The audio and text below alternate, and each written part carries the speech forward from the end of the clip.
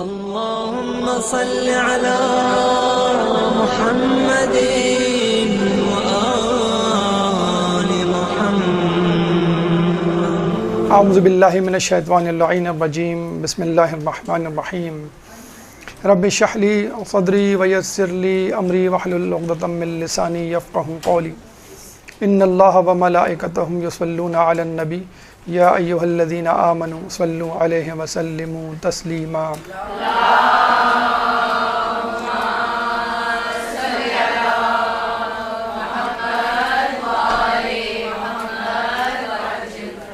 آج ہماری گفتگو کا موضوع ہے شادی زہرا اور اس کے پیغامات. دیکھیے، گفتگو کا آغاز کرنے سے پہلے فلسفہ شادی یا فلسفہ شریک حیات کو سمجھ لیجئے. اللہ تعالیٰ خالق ہونے کی بنیاد پر مکمل ہے، جبکہ اس کے علاوہ تمام مخلوقات مخلوق ہونے کے ناطے نامکمل ہیں. کوئی مخلوق اس بات کا دعویٰ نہیں کر سکتی کہ میں بے نیاز ہوں اور میں کسی کی محتاج نہیں. فقط اللہ ہے جو بے نیاز ہے اور کسی کا محتاج نہیں. اچھا، مثلا ہم پتھر کو دیکھ لیتے ہیں، ہم پانی کو دیکھ لیتے ہیں. یہ اپنی جگہ جامد و ساکت ہیں. اس کے بعد ہم نباتات کو دیکھ لیتے ہیں، جامد و ساکت تو ہیں لیکن نشو و نما ہے اس میں. پھر ہم حیوانات کو دیکھ لیتے ہیں، اس میں حرکت بھی ہے، نشو و نما بھی ہے اور روح بھی ہے. اب انسان، اللہ تعالیٰ نے انسان کو ان تمام مخلوقات سے افضل بنایا اور ممیز بنایا. اور آپ نے سنا ہوگا بہت مرتبہ کہ انسان اشرف المخلوقات اس بنیاد پر ہے کہ وہ عقل رکھتا ہے، جبکہ دیگر مخلوقات یا حیوانات مثلا عقل نہیں رکھتے. لیکن اگر آپ ذرا غور کیجئے تو اللہ تعالیٰ نے ایک اور چیز انسان کو دی ہے جو کسی اور کو نہیں دی. وہ کیا چیز؟ جیسے ابھی ہم نے کہا کہ ہر مخلوق نامکمل ہے اور خالق کائنات مکمل ہے اور وہ بے نیاز ہے. لیکن ان تمام مخلوقات میں انسان واحد مخلوق ہے کہ جس کے اندر اللہ تعالیٰ نے یہ صلاحیت دی کہ اپنے آپ کو مکمل کر سکے. خالق کائنات کے معیار پر نہیں، خالق کائنات کے برابر نہیں، تمام مخلوقات میں اپنے آپ کو مکمل کر سکے. یعنی اس جیسی اکملیت کسی اور مخلوق میں نہیں ہو سکتی. مثلا پانی جتنی کوشش کر لے وہ نباتات میں سے کوئی شجر نہیں بن سکتا. نباتات افضل ہے نا جمادات سے. اسی طرح نباتات کتنی ہی کوشش کر لیں وہ حیوانات نہیں بن سکتی. حیوانات افضل ہیں نباتات سے، زیرو ہیں وہ زیرو نہیں ہیں. حیوانات کتنی ہی کوشش کر لیں وہ انسان نہیں بن سکتے. اگر ایک گیدڑ ہے پیدائشی تو وہ ہمیشہ گیدڑ رہے گا، وہ اپنے آپ کو امپروو نہیں کر سکتا. اگر ایک گدھا ہے تو گدھا ہی رہے گا، وہ اپنے آپ کو امپروو نہیں کر سکتا. یا کوئی چاہے کہ میں اپنی خصلتوں کو تبدیل کر کے کچھ اور بن جاؤں، یعنی چیتا یا ہرن یا مور یا شیر اپنی اپنی خصلتیں چھوڑ کر کسی اور حیوان کی خصلتیں اپنا لیں، وہ بھی نہیں کر سکتے. یہ بہادری شیر سے مربوط ہے اور مردار کھانا گدھ سے مربوط ہے. مکڑی سے جو ہے وہ ایک جگہ پہ جامد و ساکت رہنا، قناعت کرنا، اس سے مربوط ہے. لیکن انسان ایک واحد مخلوق ہے جو اپنے اندر اکملیت پیدا کر سکتا ہے. مثلا ایک انسان جس کو دیکھ کے شقی القلبی اور اس کے ظلم کو دیکھ کے ہم کیا کہتے ہیں کہ تم تو درندوں سے بھی بدتر ہو. ٹھیک ہے، کچھ عرصے بعد ہم انسان کو دیکھتے ہیں وہ امپروو کرتا ہے، تزکیہ نفس کرتا ہے اپنے آپ کا، تو ہم کیا کہتے ہیں؟ تم تو فرشتوں سے بھی افضل ہو گئے. دیکھیں اس نے امپروو کیا نا اپنے آپ کو. حیوان تھا، حیوان سے بدتر تھا اور فرشتوں سے افضل ہو گیا. تو اللہ تعالیٰ نے عقل کے ساتھ انسان کے اندر ایک صلاحیت دی ہے کہ وہ اپنے آپ کو مکمل کر سکے. اب دیکھیں آہستہ آہستہ انسان اپنے آپ کو مکمل کیسے کرتا ہے. اچھا، یہ جو مکمل کرنے کا سفر ہے یہ ختم نہیں ہوتا. کب ختم ہوتا ہے؟ جب آپ مر جاتے ہیں، بس اس وقت ختم ہوگا. کوئی انسان آپ کو نہیں ملے گا دنیا میں جو اس اکملیت کے سفر کو جاری و ساری نہ رکھے ہوئے ہو. بالکل غور سے سنیے گا اس بات کو. دنیا میں کوئی انسان ایسا نہیں جو اپنے اکملیت کے سفر کو جاری و ساری نہ رکھے ہوئے ہو. یعنی ہر شخص اس جستجو میں ہے کہ میں مکمل ہو جاؤں، میں امپروو کر جاؤں، میں اپ گریڈ ہو جاؤں، میں جو ہوں اپنا معیار بلند کر لوں. بچہ، شیرخوار بچہ، وہ یہ سمجھتا ہے مجھے مکمل ہونے کے لیے، مجھے ترقی کرنے کے لیے بس کھانے پینے اور دودھ کی ضرورت ہے، تو وہ دودھ پیتا ہے، کھانا کھاتا ہے. تھوڑا سا بڑا ہوتا ہے وہ بچہ تو کہتا ہے نہیں، کھانے پینے کے علاوہ بھی کچھ چیزیں ہیں، مثلاً کھیل کود، اس سے بھی آدمی کی طاقت، توانائی اور حرکت میں اضافہ ہوتا ہے، تفریح ایک کا ذریعہ بھی ہے، تو وہ کھیل کود میں حصہ لینا شروع کر دیتا ہے. پھر تھوڑا سا بڑا ہوتا ہے تو پتہ چلتا ہے کہ نہیں، تعلیم بھی تو ہے جو انسان کو تکمیلیت کے مراحل پہ لے جاتی ہے، انسان کو امپروو کرتی ہے، اس کو برے اور اچھے کی تمیز سکھاتی ہے. وہ اسکول میں داخلہ لیتا ہے، مدرسے میں داخلہ لیتا ہے، ٹھیک ہے.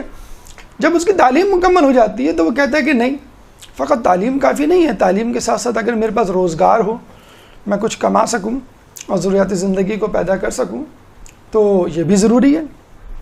اب وہ اس طرف بھی چلا جاتا ہے. تو یہ جو جستجو ہے بچپن سے لے کے جوانی تک کی، یہ کیا ہے؟ اپنے آپ کو مکمل کرنے کی جستجو ہے. بچہ کھاتا پیتا ہے تاکہ زندہ رہے، مکمل تو ہونا بہت دور کی بات ہے، زندہ رہنے کے لیے بھی تو کچھ کرنا ہے آپ کو. بچہ کھیل کود کرتا ہے تاکہ طاقتور بنے، یہ بھی ایک اپنے آپ کو امپروو کرنے کی جو ہے وہ حکمت عملی ہے. علم حاصل کرنا جسم کے لیے نہیں، کم از کم روح کے لیے تو ہے. اپنی روح کو وہ امپروو کرتا ہے، اپنی عقل کو جو ہے وہ اس سے سنوارتا ہے.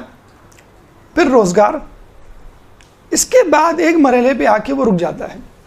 اب جو مرحلہ تکمیلیت کا ہے وہ خود اس کے اپنے آپ سے نہیں پورا ہو سکتا، اور وہ ہے تکمیلیت بذریعہ شریک حیات.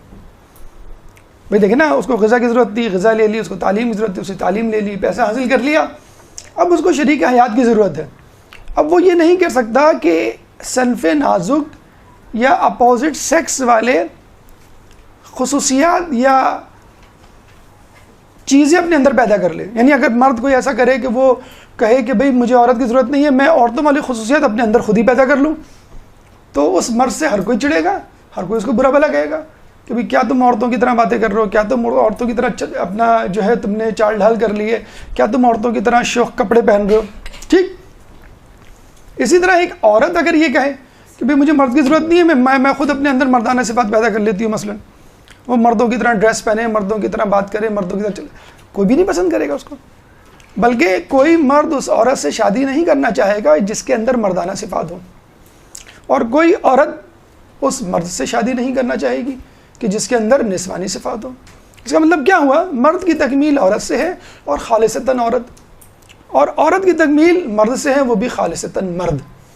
یہ چیز آپ خود سے نہیں پیدا کر سکتے، آپ کو ڈپینڈ کرنا پڑے گا. آپ کے پاس دنیا کی پوری بادشاہت آ جائے تو بھی آپ یہ نہیں کہہ سکتے میں شریک حیات کی محتاجی سے یا شریک حیات سے بے نیاز ہوں. بڑے بڑے بادشاہ گزرے ہیں، انبیاء کو لے لیں، ائمہ کو لے لیں، اولیاء اللہ، مخلصین، تمام کو ایک شریک حیات کی ضرورت رہی ہے. ٹھیک، بلکہ سب سے بڑی مثال یعنی اگر آپ سے کہا جائے کہ بھائی میکسیمم نعمتیں، زیادہ سے زیادہ چیزیں جو آپ حاصل کر سکتے ہیں، معیار، مرتبہ، وہ کیا ہے؟ آپ کہیں گے بادشاہت دنیا کی. لیکن دنیا کی بادشاہت سے بھی بلند تر ایک چیز ہے، وہ جنت. آپ نے سنا ہوگا نا، علم جو آپ لکھتے ہیں، ماشاءاللہ جو ابھی آپ لکھ رہے ہیں، ایک حرف کے بدلے 7 شہر دیے جائیں گے. یہ جب بھی آپ لکھ رہے ہیں، ایک حرف کے بدلے 7 شہر، ایک شہر دنیا سے 10 گنا بڑا. تو آپ اندازہ لگا لیجئے. اللہم صلی علی محمد و آل محمد.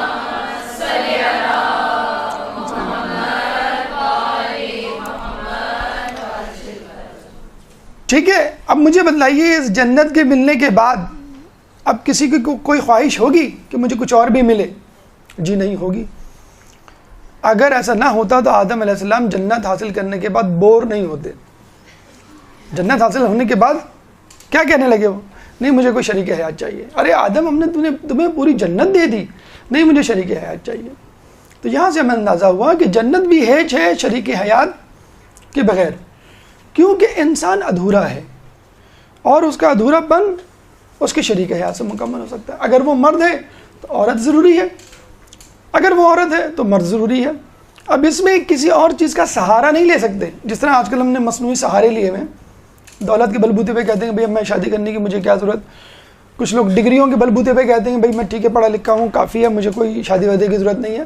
یہ نہیں ہو سکتا. آدمی کتنا ہی صاحب اقتدار ہو جائے، کتنا ہی عالم فاضل ہو جائے، کتنا ہی مشہور و معروف ہو جائے، اس کو ایک شریک حیات کی ضرورت رہتی ہے.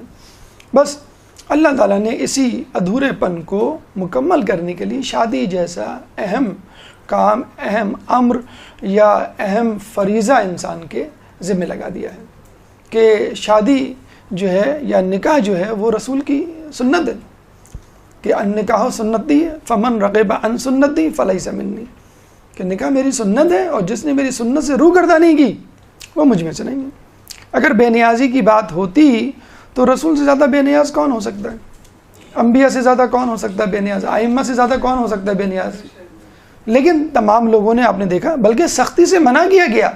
جب 3 اصحاب آئے، ایک نے کہا میں عمر بھر شادی نہیں کروں گا، ایک نے کہا کہ میں جو ہوں گوشت نہیں کھاؤں گا، ایک نے کہا کہ میں گھر میں نہیں رہوں گا، یعنی تینوں نے کہا میں ہم روحانیت کی زندگی گزاریں گے. تو کہتے ہیں کہ رسول اللہ اتنی سرعت سے، اتنے غصے میں منبر پہ گئے کہ ان کی چادر جو ہے وہ زمین سے گھسٹ رہی تھی، اور آ کے بیٹھے اور منبر پہ خطبہ دیا. کہنے لگا یہ کس نے کہا ہے؟ دیکھو میں کھانا بھی کھاتا ہوں، میں جو ہوں شادی بھی کرتا ہوں، میں لوگوں کے درمیان بھی رہتا ہوں، بس جو یہ نہیں کرے گا وہ مجھ میں سے نہیں ہے.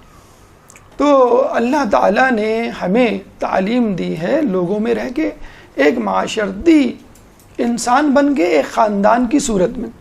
یہ مغرب کا نظریہ ہے. مغرب کا نظریہ بالکل الٹا ہے عیسائیوں کا خصوصی طور پہ، کہ اگر تم اپنے آپ کو مکمل کرنا چاہتے ہو تو عورت سے دور رہو، اور عورت کے لیے کہا گیا اگر تم اپنے آپ کو مکمل کرنا چاہتی ہو تو مرد سے دور رہو. اسی لیے ان کے ہاں علماء یعنی پریسٹ یا پادری جو ہیں وہ شادی نہیں کرتے، اور اسی طرح ننس جو مبلغائیں ہیں، عالمائیں ہیں ان کی، وہ بھی شادی نہیں کرتی. یعنی مرد عورت سے نہیں کرے گا، عورت مرد سے شادی نہیں کرے گا، کہ ان کو تکمیلیت چاہیے. اور وہ اس کا جو بھوندا ریزن دیتے ہیں کہ عیسیٰ علیہ السلام مرد تھے، نبی تھے، افضل ترین تھے، انہوں نے شادی نہیں کی. اور مریم علیہ السلام عورت تھیں، اپنے دور کی معصومہ، محبوب ترین، افضل ترین عورت، انہوں نے شادی نہیں کی. تو یہ اللہ تعالیٰ کی ایک آزمائش تھی کہ کسی کو بغیر شادی کے رکھا، کسی کو شادی کے ساتھ رکھا، کسی کو شادی کے بغیر اولاد دی، کسی کو بڑھاپے میں اولاد دی. اس کا مطلب یہ نہیں ہے کہ آپ یہ کام نہ کریں. Exceptions are not always exception, بلکہ never ever are the general rules. استثناءات سے کبھی بھی عمومی عمارت، عمومی قوانین اخذ نہیں کیے جاتے. بہرحال، اور آپ نے دیکھا مغرب میں جو اس وقت حال ہے کہ 2 شدتوں پہ زندگی گزاری جا رہی ہے. یعنی ایک شدت تو یہ ہے کہ آپ اپنے آپ کو مکمل کرنا چاہتے ہیں تو شادی سے دور رہیں، اور ایک شدت کیا ہے کہ آپ اپنے آپ کو مکمل کرنا چاہتے ہیں تو بالکل بہرا روی کی صورت اختیار کر لیں. اس لیے ان کا معاشرہ بگاڑ کا شکار ہے. اب آپ نے دیکھ لیا. اچھا، یہاں بھی ایک اور بات ذہن میں رکھیے کہ جب ہم کہتے ہیں تکمیلیت، تو شریک حیات سے ہمیں کیا تکمیلیت ملے گی، کیا اکملیت ملے گی، کیا ادھورا پن تھا جو ہمارا دور ہو جائے گا. عموماً لوگ جسمانی نقص، جسمانی خامی، جسمانی ادھورے پن کی تکمیلیت کے لیے کہتے ہیں کہ شادی، کہ جسمانی طور پہ ایک تسکین، جسمانی طور پہ ایک ادھورے پن کا جو احساس ہوتا ہے وہ انسان کو شادی کر کے مل جاتا ہے. حالانکہ یہ غلط ہے. جسمانی طور پہ تسکین یا اکملیت کا احساس کم ترین ہدف ہے. ذہنی اور روحانی یہ اتنے اہم ترین ہدف ہیں جو شریک حیات سے حاصل ہوتے ہیں، کسی اور سے نہیں حاصل ہوتے. میں اس کی مثال دوں، ہمارے یہاں طلاقیں جوانی کے ایام میں زیادہ ہوتی ہیں یا بڑھاپے میں؟ جوانی میں زیادہ ہوتی ہیں. حالانکہ بڑھاپے میں زیادہ ہونی چاہیے کہ بھئی اب مجھے تمہاری ضرورت نہیں، تم میں اب وہ خوبصورتی، وہ رونائی نہیں رہی. یا عورت کہے بھئی تم اس زمانے کے گھبرو گلفام نوجوان نہیں رہے، مجھے تمہارے ساتھ نہیں رہنا. لیکن ہم نے دیکھا کہ جوانی میں طلاقیں زیادہ ہوتی ہیں اور بڑھاپے میں کم ہوتی ہیں. آپ پوچھیں بوڑھوں سے، داداؤں سے، ناناؤں سے، نانیوں سے، ناناؤں سے کہ کیوں؟ بلکہ محبت بڑھ جاتی ہے. تو اس کا مطلب کیا ہوا کہ ایک روحانی تعلق ہے، ایک ذہنی تعلق ہے. ذہنی طور پہ کچھ چیزیں مرد کے اندر ہوتی ہیں، عورت کے اندر نہیں ہوتی. روحانی طور پہ مرد کے اندر کچھ چیزیں ہوتی ہیں وہ عورت کے اندر نہیں ہوتی، لیکن اس کو نقص نہیں کہیں گے. جیسے مولا کہتے ہیں نا کہ غیرت اگر مرد میں ہو تو خوبی ہے، عورت میں ہو تو خامی ہے. اس طرح بہت ساری چیزیں، مطلب جیسے ابھی مثال چھوٹی سی مثال ہے کہ اگر عورتوں والے کپڑے کوئی مرد پہن لے تو کوئی بھی پسند نہیں کرے گا، چاہے وہ کتنی ہی 5,000 کی لون پہن لے، وہ کوئی نہیں پسند کرے گا. اسی طرح عورت 3 پیس سوٹ پہن لے 10,000 کا تو کوئی اس کو نہیں پسند کرے گا. فطرت ہے یہ کہ ہر کسی کو اپنے فریم میں، اپنے مقام میں، اپنی منزلت اور معیار پہ رکھنا چاہیے. تو شریک حیات کا ہونا، شادی کا ہونا اپنی تکمیلیت یا اکملیت کی جو ہے وہ ایک حکمت عملی طریقہ ہے. اچھا دیکھیے، آپ نے دیکھ لیا کتنا ضروری ہے، کتنا ان ڈیپتھ فلسفہ ہے شادی میں، کہ کتنی ضروری ہے شادی کرنا. لیکن بڑے افسوس کے ساتھ کہنا پڑتا ہے کہ اسی شادی کو ایک مذاق بنایا ہوا ہے، اور یہ مذاق جو ہے مغرب سے امپورٹ ہوا ہے. اور آپ کو معلوم ہے ہمارے ہاں تو لوگ امپورٹڈ چیزوں پہ زیادہ مرتے ہیں، دیسی چیزوں میں کوئی بھی نہیں مرتا. باجی یہ امپورٹڈ ہے، اچھا یہ امپورٹڈ ہے، پھر چھوڑو، پھر تم دیسی چیز کیوں دکھائی پہلے. تو مغرب کا مسئلہ ایک امپورٹڈ قول ہے کہ شادی محبت کا قبرستان ہے. یعنی اگر آپ شادی کریں گے تو محبت ختم ہو جائے گی. یعنی شادی سے پہلے محبت ہوگی، شادی کے بعد نہیں ہوگی. یعنی محبت کو وہ انکریج کرتے ہیں. کون سی محبت؟ وہ ہمارے یہاں کی محبت نہیں، وہ غیر شرعی محبت کو انکریج کرتے ہیں. یعنی شادی سے پہلے جو محبت ہے وہ جائز ہے، جائز نہیں ہے بلکہ بہت اچھی چیز ہے. اور اگر تم نے شادی کر لی، پرانے زمانے کی فلموں اور ڈراموں میں بتایا کرتے تھے جس سے محبت کی اسی سے شادی. آج کل ایسا نہیں ہے. وہ کہتے تھے کہ شادی ہونا اس بات کی دلیل ہے کہ آپ اپنی محبت میں سچے ہیں. یہی تو دلیل ہے، یہی تو سرٹیفکیٹ ہے. اب کہا جاتا نہیں کہ اگر آپ نے شادی کر لی تو آپ نے جو ہے اپنی محبت کو جسے کہتے ہیں ذبح کر دیا، آپ نے جو ہے وہ اس سے برات کا اظہار کر دیا. لطیفے مثلا بنائے جاتے ہیں کہ انسان جو ہے، اگر مثلا ایک اور قول جو ہمارے یہاں پاکستان میں شاید مشہور ہے، اگر کسی نے شادی کر لی، دوستوں میں یہ جملہ مشہور ہے مردوں میں، اگر کسی نے شادی کر لی تو سمجھ لو وہ آدھا مر گیا. آدھا مر گیا. ٹائم کم دینے لگتا ہے نا دوستوں کو، وہ اسی حسد کے مارے کہتے ہیں وہ کہ بیوی کو ٹائم دے رہا، ہم کو نہیں ٹائم دے رہا. وہ آدھا مر گیا. اور اگر اس کے بچے ہو گئے تو وہ پورا مر گیا. انا للہ پڑھ لو. ارے بھائی کون سی ایسی بات ہے، آپ کے ساتھ وہ اٹھتا بیٹھتا تھا، اب بیوی بچے ہیں تو کیا وہ اپنی بیوی بچے کو ٹائم نہیں دے گا؟ ظاہر سی بات ہے، آپ کا ٹائم کم ہو جائے گا، اس کا ٹائم زیادہ ہو جائے گا. یہی مسئلہ ہمارے یہاں ساس اور نندوں کے ساتھ ہوتا ہے. بہنیں اور بھائی اور ماں باپ جو ہیں وہ قسمیں آنے لگتے ہیں، پریشان ہونے لگتے ہیں کہ یہ اپنے کمرے میں زیادہ رہتا ہے، بیوی کو زیادہ ٹائم دیتا ہے، ہمیں کم ٹائم دیتا ہے. ظاہر سی بات ہے کہ ٹائم تو ڈسٹریبیوٹ تو ہوگا نا، وہ بیچارہ کہاں سے ایک ٹائم نکال کے لائے، کون سی ایک نئی زندگی جو ہے وہ کریٹ کرے. تو لطیفے بنائے ہوئے ہیں ڈسکریج کرنے کے لیے، مختلف قسم کے نظریات بنائے ہوئے ہیں کسی طرح شادی کو ڈسکریج کیا جائے. اتنا زیادہ شادی کو ڈسکریج کیا گیا ہے کہ ایک مرد اپنی بیوی کی تعریف نہیں کر سکتا 4 مردوں میں بیٹھ کے. 4 لوگوں میں بیٹھ کے دیکھا کبھی اپنے مرد کو اپنی بیوی کی تعریف کرتے ہوئے؟ نہ کوئی. خیر عورتیں تو ماشاءاللہ کھلے دل کی ہوتی ہیں، وہ کر لیتی ہیں تعریفیں اپنے شوہروں کی. تو نہ کوئی عورت جو ہے وہ نہیں کرتی تعریف. تو محبوباؤں کے قصے سب مزے لے کے سناتے ہیں. 4 محفلوں میں 4 مرد بیٹھے ہوں، سب اپنے اپنے افیئر سنا رہے ہوں گے کالج کے زمانے کے. اگر ان میں سے کوئی ایک اپنی بیوی کی تعریف کرنا شروع کر دے، کوئی سننے کے لیے تیار نہیں ہوگا. بھی اس کو سینسر کرو. درود پڑھ دیں محمد والا.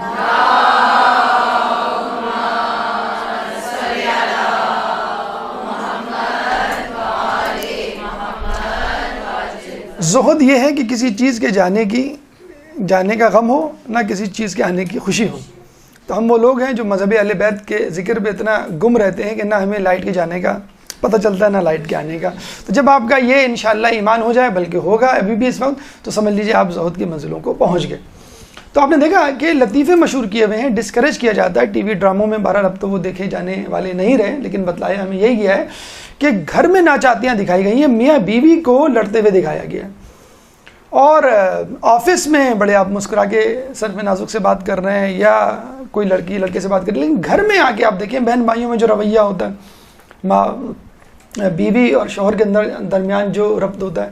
بلکہ ایک لطیفہ مشہور ہے، کراچی میں رکشے بہت ہیں، آپ کو معلوم کرنا ہو کہ یہ میاں بیوی جا رہے ہیں یا غیر میاں بیوی، تو پیچھے سے آپ دیکھ لیں، اگر دونوں ساتھ بیٹھے ہوئے ہیں تو غیر میاں بیوی ہیں، اور دونوں الگ الگ بیٹھے ہوئے ہیں کونے پہ تو سمجھ لیں یہ میاں بیوی ہیں. کسی ریسٹورنٹ میں بھی بیٹھے ہوں گے تو میاں ادھر دیکھ رہے ہوں گے، بیوی کہیں اور دیکھ رہے ہوں گے، ایک دوسرے سے باتیں نہیں. تو یہ دیکھیں یہ مغرب کی الغار ہے، یہ مغرب کی بدعتیں ہیں جو ہمارے ہاں قائم ہو گئی ہیں. اب تو جو سنا گیا ہے کہ ڈراموں میں، پاکستانی ڈراموں میں، ہمارے لوکل چینلز پہ بڈھیوں کے عشق و معاشقے دکھائے جا رہے ہیں، شادی شداؤں کے عشق و معاشقے دکھائے جا رہے ہیں، عورتوں کی زبانوں سے ایسے جملے نکلوائے جا رہے ہیں کہ جو ہے وہ عورت کی شرم و حیا ختم ہو، اور اس کو بولڈنیس کا نام دیا جا رہا ہے. بولڈ اینڈ بیوٹیفل ایک نام سنا ہوگا آپ نے. ایڈ بھی باقاعدہ آتے ہیں، آپ غور سے ان کے جملے سنا کریں کہ وہ جملے میں بولتے کیا ہیں، کہ ابا سے بات کرنے کی کوئی ضرورت نہیں، ابا کو صرف سنا جاتا ہے. تو باقاعدہ جو ہے وہ آپ کو آپشنز دیے جا رہے ہیں، جملے سکھائے جا رہے ہیں، نعرے سکھائے جا رہے ہیں کہ اپنے والدین کی کس طرح نافرمانی کرنی ہے، اور اس کو ماڈرنزم کا نام دیا جا رہا ہے. مطلب جو عورت کھیت میں کام کر رہی ہے وہ بیکورڈ ہے، اور جو جم میں سائیکلنگ مشین پہ سائیکلنگ کر رہی ہے وہ ماڈ ہے. مطلب اس کی مشقت آپ کے نزدیک کچھ بھی نہیں ہے، وہ بیکورڈ ہے. جو حجاب کر رہی ہے وہ بیکورڈ ہے، اور جو بیچز پہ بغیر لباس کے گھوم رہی ہے وہ جو ہے ماڈرن ہے. اگر بے لباسی اور بےہودگی ماڈرنٹی ہوتی تو جانور سب سے زیادہ ماڈرن ہوتے. باحجاب عورتیں نہ ہوتی بیکورڈ، بلکہ نوجوان جو ہے وہ جانور جو ہے وہ سب زیادہ ماڈرن ہوتے. بہرحال تو یہ ہم نے آپ کو بتایا کہ شادی کتنا اہم جز ہے فلسفیانہ نقطہ نگاہ سے، معاشرتی نقطہ نگاہ سے. اور ایک بات میں آپ کو اور بتا دوں کہ مغرب کتنے ہی حربے استعمال کر لے، ہمارے اوپر غالب نہیں آ سکتا. ایک حربہ ایسا ہے جو ہمیں اس کے سامنے ترنے والا بنا کے پیش کر دیتا ہے، اور وہ ایسا حربہ ہے جو اس وقت کراچی، پاکستان، مسلمان گھرانوں میں ہر جگہ موجود ہے. اور وہ کیا ہے؟ فیملی سسٹم کو توڑنا. ہمارا فیملی سسٹم ٹوٹ رہا ہے. ہمارے گھر کا کوئی نہ کوئی فرد ملک سے باہر ہوتا ہے، شوہر باہر، بیوی باہر، بچے باہر، کوئی نہ کوئی باہر ہوتا ہے. تو فیملی ٹوٹ گئی ہے. میاں بیوی بچے ایک ساتھ نظر نہیں آتے، یا میاں اتنا زیادہ مصروف ہے اپنی جاب میں کہ وہ دفتر سے فون کر دیتا اپنے بھائی کو بھی ذرا اپنی بھابھی کو لیتے ہوئے چلے جانا، یا فلاں کو فون کر دیا تم ان کو لیتے ہوئے آ جانا. مطلب اتنے زیادہ مصروفیت دکھاتی ہے. اور پھر طلاقوں کی جو شرحیں بڑھ گئی ہیں. ہمارے ہاں جو ہے پہلے عورت کو، لڑکیوں کو پڑھایا جاتا تھا کہ بھئی علم کے زیور سے آراستہ ہوں، تعلیم و تربیت دونوں چیزیں ہونی چاہیے. اب لڑکیوں کو پڑھایا جاتا ہے، مائیں باقاعدہ یہ جملے کہتی ہیں، شرم آنی چاہیے ماؤں کو یہ جملہ کہتے ہوئے کہ بیٹا اپنے پاؤں پہ کھڑی رہو، انشاءاللہ اگر کوئی مسئلہ ہوا تو بھوکی نہیں مرو گی، تمہارے پاس ڈگری ہوگی، تم جاب کر سکتی ہو. یہ جملے سکھا کے بچی کو رخصت کیا جاتا ہے. یہ جملے سکھا کر بچیوں کو ڈگری اور اعلیٰ تعلیم دلائی جا رہی ہے کہ تمہارے پاس ڈگری ہوگی، تم اعلیٰ تعلیم ہوگی کہ کوئی تمہیں طلاق دینے کی ضرورت نہیں کر سکتا، بلکہ تمہارے پیچھے بھاگیں گے کہ تم کماؤ پوتی ہو، کماؤ پود ہو. لڑکے کے لیے کہا جاتا ہے. اور اگر خدا نخواستہ طلاق کی نوبت آ گئی تو کوئی مسئلہ نہیں، کوئی گھبرانے کی ضرورت نہیں ہے. تم جو ہے وہ خود کما سکتی ہو، خود اپنے آپ کو کھلا سکتی ہو. تو اب عورت جو ہے وہ ڈگری لے کے بجائے اس کے کہ وہ میاں کی فرما بردار بنے، وہ اس کے سامنے مرد بن کے کھڑی ہو جاتی ہے کہ کیا کر لو گے تم؟ طلاق دے دو گے؟ چھوڑ دو گے؟ چھوڑ دو، میں بھی تیار ہوں. تو یہ سکھایا جا رہا ہے عورت کو. اور دوسرا کیا ہے کہ اس کو کیریئر کی دوڑ میں اتنا مشغول کر دیا، اتنا بڑا مسئلہ ہے، لوگوں کو سمجھانا مشکل ہے. پہلے لڑکوں کو سمجھانا مشکل تھا کہ بھئی آپ اتنا لمبا کیریئر کیوں چوز کر کے بیٹھے ہوئے ہیں کہ شادی کی نوبت ہی نہیں آ رہی. 25 سال 30 سال تو نارمل ہے. 30 سال بعد بھی اب جاری بات ایک بندے نے سی اے کی ڈگری لی ہوئی ہوگی تو وہ 10-15 ہزار کی جاب تو نہیں کرے گا. پھر کہے گا میں باہر جاؤں گا. پھر وہ جب باہر جائے گا پھر کہے گا میں ذرا گاڑی اور گھر تو لے لوں پہلے. لوگ کیا کہیں گے؟ آپ ڈاکٹر ہیں، آپ سی اے ہیں، آپ MBA کیے ہوئے ہیں، آپ کے پاس یہ چیزیں نہیں ہیں. تو جب تک پیروں پہ کھڑا ہوگا اس کے تن سے جان نکل چکی ہوگی، سفید بال آ چکے ہوں گے. اب اس کو جو ہے وہ کوئی منہ نہیں لگائے گا. آپ جو ہے وہ پیسے کے بلبوتے پہ اپنی پسند کی لڑکی سے شادی نہیں کر سکتے. یہ ایک جملہ بولا جاتا ہے. لڑکی کا بھی یہی حال ہے. اب لڑکیوں کو پروفیشنل کیریئر میں اتنا زیادہ مشغول کر دیا گیا ہے کہ وہ ایک کے بعد ایک ڈگری شادی کا کہا جائے تو وہ کہتی ہیں نہیں ہمیں شادی نہیں کرنی، اور گویا ان کی زندگی بالکل اسی طرح گزر جاتی ہے. بڑا ایک لطیفہ ہے. اب تو یہ میرے خیال میں دونوں کے لیے قابل اطلاق ہے، مرد کے لیے بھی عورت کے لیے بھی، کہ 20 سال کی لڑکی سے پوچھا جائے تمہارے لیے رشتہ آیا ہے تو کہتی ہے لڑکا کیسا ہے. 25 سال کی لڑکی سے پوچھ کے لیے کہا جائے بھائی تمہارا رشتہ آیا ہے تو وہ کہتی ہے کتنا کماتا ہے. جب 30 سال کی لڑکی سے کہا جائے کہ تمہارا رشتہ آیا تو کہتی کہاں ہے. خیر اس کو آپ چاہیں تو 5 سال آگے بڑھا لیں, لیکن یہ نوبت آ گئی ہے کہ شادی کو کنسیڈر ہی نہیں کیا جا رہا ہے. لیسٹ پرائرٹی میں شامل ہے اس وقت لڑکیوں کی, اور لڑکوں کی تو پہلے بھی نہیں تھا بہت زیادہ پرائرٹی میں شامل, اب لڑکیوں کی پرائرٹی میں بھی شامل نہیں ہے کہ بھئی ہم اکیلے زندگی گزار لیں گے, کوئی ایسا مسئلہ نہیں ہے. اور ہم کو سکھایا یہی جا رہا ہے کہ جب دوستیاں عام ہو چکی ہیں اور دوست بنانے پہ اب کوئی پابندی نہیں, میں دیندار گھرانوں کی بات نہیں کر رہا, الحمدللہ یہ لعنت یہاں نہیں آئی ہے, لیکن بے دین گھرانوں میں بہت زیادہ یہ لعنت آئی ہے. میرا فرینڈ ہے, میری فرینڈ ہے, یہ لعنت بہت زیادہ پھیل گئی ہے, اور اس فرینڈشپ نے جو شادی کا ایک سحر, ایک امیج تھا, وہ ختم کر کے رکھ دیا. اب آدمی کہتا ہے کہ ضرورت کیا. ابھی کل ہی میں نے ایک سنی بات کہ کسی کی شادی ہوئی تھی, 1 مہینے پہلے پتہ چلا کہ اس کی طلاق ہو گئی. میں نے کہا ابھی 1 مہینے پہلے تو شادی ہوئی تھی, کیا جس لڑکی سے شادی ہوئی اس کا کسی اور سے افیئر تھا. لڑکے کو پتہ چلا, لڑکے نے جب لڑکی کے خاندان والوں سے رابطہ کیا تو خاندان والوں نے کہا بھائی تمہیں رہنا ہے تو رہو ورنہ چھوڑ دو. لڑکی کے خاندان والوں نے کہا, خیر لڑکی یہاں کی نہیں تھی, کہیں اور رہ رہی تھی, لیکن دونوں کا تعلق بہرحال پاکستان سے تو تھا. تو اب یہ نوبت آ گئی ہے کیونکہ لڑکی جو ہے وہ پڑھی لکھی تھی, جاب پہ تھی, اس نے کہا کیا ہے کوئی مسئلہ نہیں, میں کسی اور سے کر لوں گی, اگر یہ چلا گیا میں کما رہی ہوں اپنا, اگر اکیلی بھی رہی نہیں کرنی پڑی تو میں کر لوں گی. تو شادی کے انسٹیٹیوٹ کو ایک تربیت گاہ ہے. دیکھیں شریک حیات جب ہوتا ہے, نسل جب بڑھتی ہے, بچے ہوتے ہیں, تو ایک یونٹ بنتا ہے, ایک کلاس روم بنتا ہے. ہم لوگ تو بڑے فخر سے جو ہے وہ ہاسپٹل سے آتے ہوئے اسکول میں نام لکھواتے آتے ہیں بچے کا. اتنا زیادہ ایڈمیشن مشکل ہو گئے, 2 سال کے بچے 3 سال کے بچے کو پیمپر پہنا کے آپ جو ہے وہ اسکول بھیج رہے ہیں, اور پھر اسکول سے جو ہے وہ غصے سے فون آ رہا ہے آپ نے پوٹی ٹرین نہیں کیا, بچے کو ایسے ہی بھیج دیا. اتنا زیادہ تعلیم کا جو ہے وہ کریز بڑھ گیا ہے لوگوں کو کہ ماں رکھنے کے لیے تیار نہیں ہے. ایک ٹینشن, ایک پرابلم ماؤں کے ساتھ کیا ہو گیا, وہ ٹیبلٹ. خود کے ہاتھ میں چھری اور پیاز ہے اور بچے کے ہاتھ میں ٹیبلٹ. کمپیوٹر سنبھال لیا, وہ اس میں گانے سن رہا ہے, وہ اس میں جو ہے وہ کچھ بھی کر رہا ہے, وہ اس کے لیے خطرناک ہے. دیکھیں جو پروگرام آپ دیکھ رہے ہیں وہ خطرناک نہیں, جو ایڈورٹیزمنٹ چل رہے ہیں آج کل, تو آپ کوئی اپنا کوئی دینی درس بھی یوٹیوب پہ نکال لیں تو جو ساتھ میں ایڈ چل رہے ہوتے ہیں آپ پریشان ہوتے ہیں. آن لائن ویب سائٹس کے جو ایڈ ہوتے ہیں, بہت ہزاروں چیزیں ان کے پاس بیچنے کی, لیکن خاص چیزوں کے ایڈ دیتے ہیں بس. وہ یہ چیزیں لگتا ہے کہ پوری ویب سائٹ پہ یہی چیزیں اور کوئی چیزیں ہی ان کے پاس نہیں ہیں. تو یہ بچوں کو آپ نے جو اپنے آپ سے دور کیا ہوا ہے. اچھا دور کب ہوتا ہے بچہ؟ جب ماں باپ مصروف ہوتے ہیں. دور کب ہوتا ہے؟ جب سنگل فیملی ایک کانسیپٹ لوگوں نے نکال دیا ہے. سنگل فیملی یعنی ماں ہے یا فقط باپ ہے, یا اگر مر چکا ہے اس کا شوہر یا بیوی تو دوسری شادی کرنے کی فکر ہی نہیں ہے, یا طلاق ہو گئی ہے تو دوسری شادی کی ان کو فکر نہیں ہے. بچہ جو ہے اسکول جاتا ہے, پھر ٹیوشن جاتا ہے, پھر جو ہے اپنے لیپ ٹاپ کمپیوٹر کے ساتھ رہتا ہے. اس میڈیا نے مرد اور عورت دونوں کو وقت سے پہلے بالغ کر دیا ہے. تو وہ اپنی بھوک کہاں مٹائیں گے؟ کہیں تو مٹائیں گے, وہ آپ سے پوچھ کے تو نہیں کہیں گے فریج میں کھانا کہاں رکھا ہوا ہے, مجھے بھوک لگ رہی ہے. یہ والی بھوک تو وہ کہیں اور مٹائیں گے, وہ آپ کو تھوڑی بتائیں گے. تو شادی فقط جسمانی, روحانی, ذہنی تسکین کا نام نہیں ہے, ایک نسل کی تربیت ہے. جو ماں سکھا سکتی ہے وہ باپ نہیں سکھا سکتا, اور جو باپ سکھا سکتا ہے وہ ماں نہیں سکھا سکتی.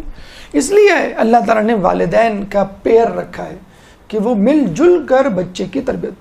جو آنکھ باپ دکھا سکتا ہے وہ آنکھیں ماں نہیں دکھا سکتی. جو خوف باپ کا ہوتا ہے وہ خوف ماں کا نہیں ہو سکتا. تو اس کانسیپٹ کو, اس خاندان کے سسٹم کو جس طرح تباہ کیا جا رہا ہے غیر محسوس طریقے سے, اور ہر چیز کو, ہر تعلق کو دوستی کا نام دے دیا گیا. چچا بھی دوست, آپ کے تایا بھی دوست, ماموں بھی دوست, پھوپھی بھی دوست, ہر کوئی آپ کا دوست. اب اس دوستی میں آدمی اوچھے پن پہ اتر آیا, مذاق پہ اتر آیا. ہر بات کرتا ہے تو اس میں مذاق کا پہلو ہوتا ہے. اگر بات پکڑی گئی تو کہہ دیتا ہے میں نے مذاق کیا تھا. تو خدا را اپنے رشتے ناطوں کی عزت کریں, ان کو اہمیت دیں. چچا کا ایک الگ مقام ہے, ماموں کا ایک الگ مقام ہے, پھوپھی کا الگ, ماں کا الگ, باپ کا الگ, بڑے بھائی بڑی بہن کا الگ مقام ہے. سب لوگوں کو دوستی کے ساتھ بریکٹ نہ کرتے چلے جائیں, دوست ایک الگ چیز ہوتی ہے.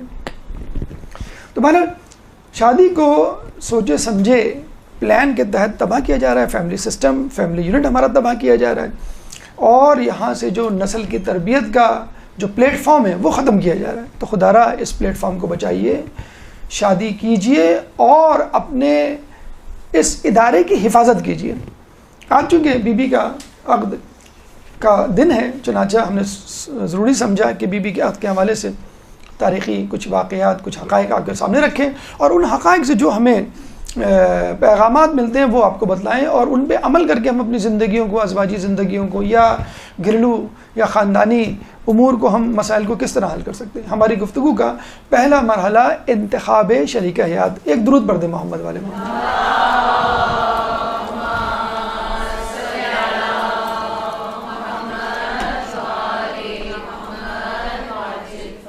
انتخاب شریک حیات بہت چھوٹی لمبی گفتگو نہیں، فقط ایک چھوٹا سا جو ہے واقعہ رسول اللہ کے حوالے سے، کہ جب بی بی سیدہ کی عمر شادی کو پہنچی تو بہت سارے لوگ خواستگاری کے لیے آئے۔ اچھا سیدھی سی بات ہے، رسول اللہ کی جو اہمیت اور اسٹیٹس تھا اس کے حساب سے تو ہر کسی کو خواہش ہونی چاہیے تھی کہ میں رسول کا داماد بنوں۔ خیر بہرحال کچھ لوگ آئے، رسول اللہ نے فوراً جو ہے وہ منع کرنا شروع کر دیا۔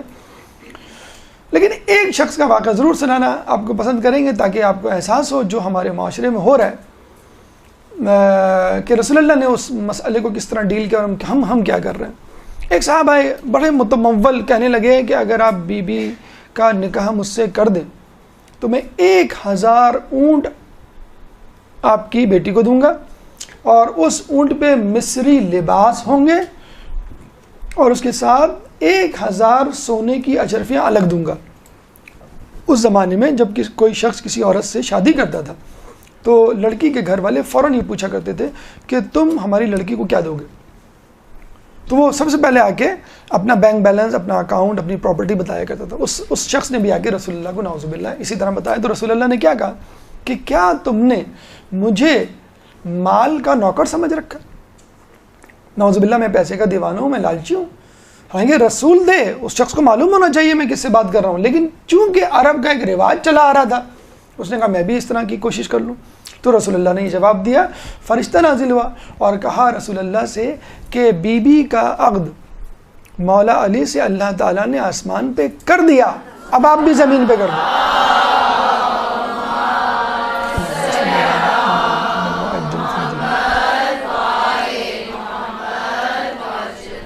بی بی کا عقد مولا علی سے آسمانوں پہ کر دیا گیا، اب آپ بھی کر دیں، یعنی یہ انتخاب اللہ کی طرف سے تھا، اور اللہ سے بہتر انتخاب کس کا؟ اللہ کا بھی اب انتخاب میں چاہے نبوت ہو، چاہے امامت ہو، چاہے شادی کا انتخاب ہو، اللہ غلطی نہیں کر سکتا۔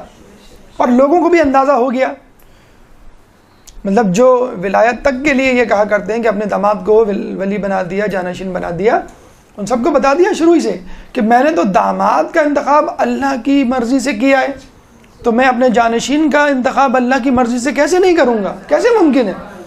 دامادی ایک پرسنل معاملہ انسان کا، جس کو لڑکی دے جس کو نہ دے۔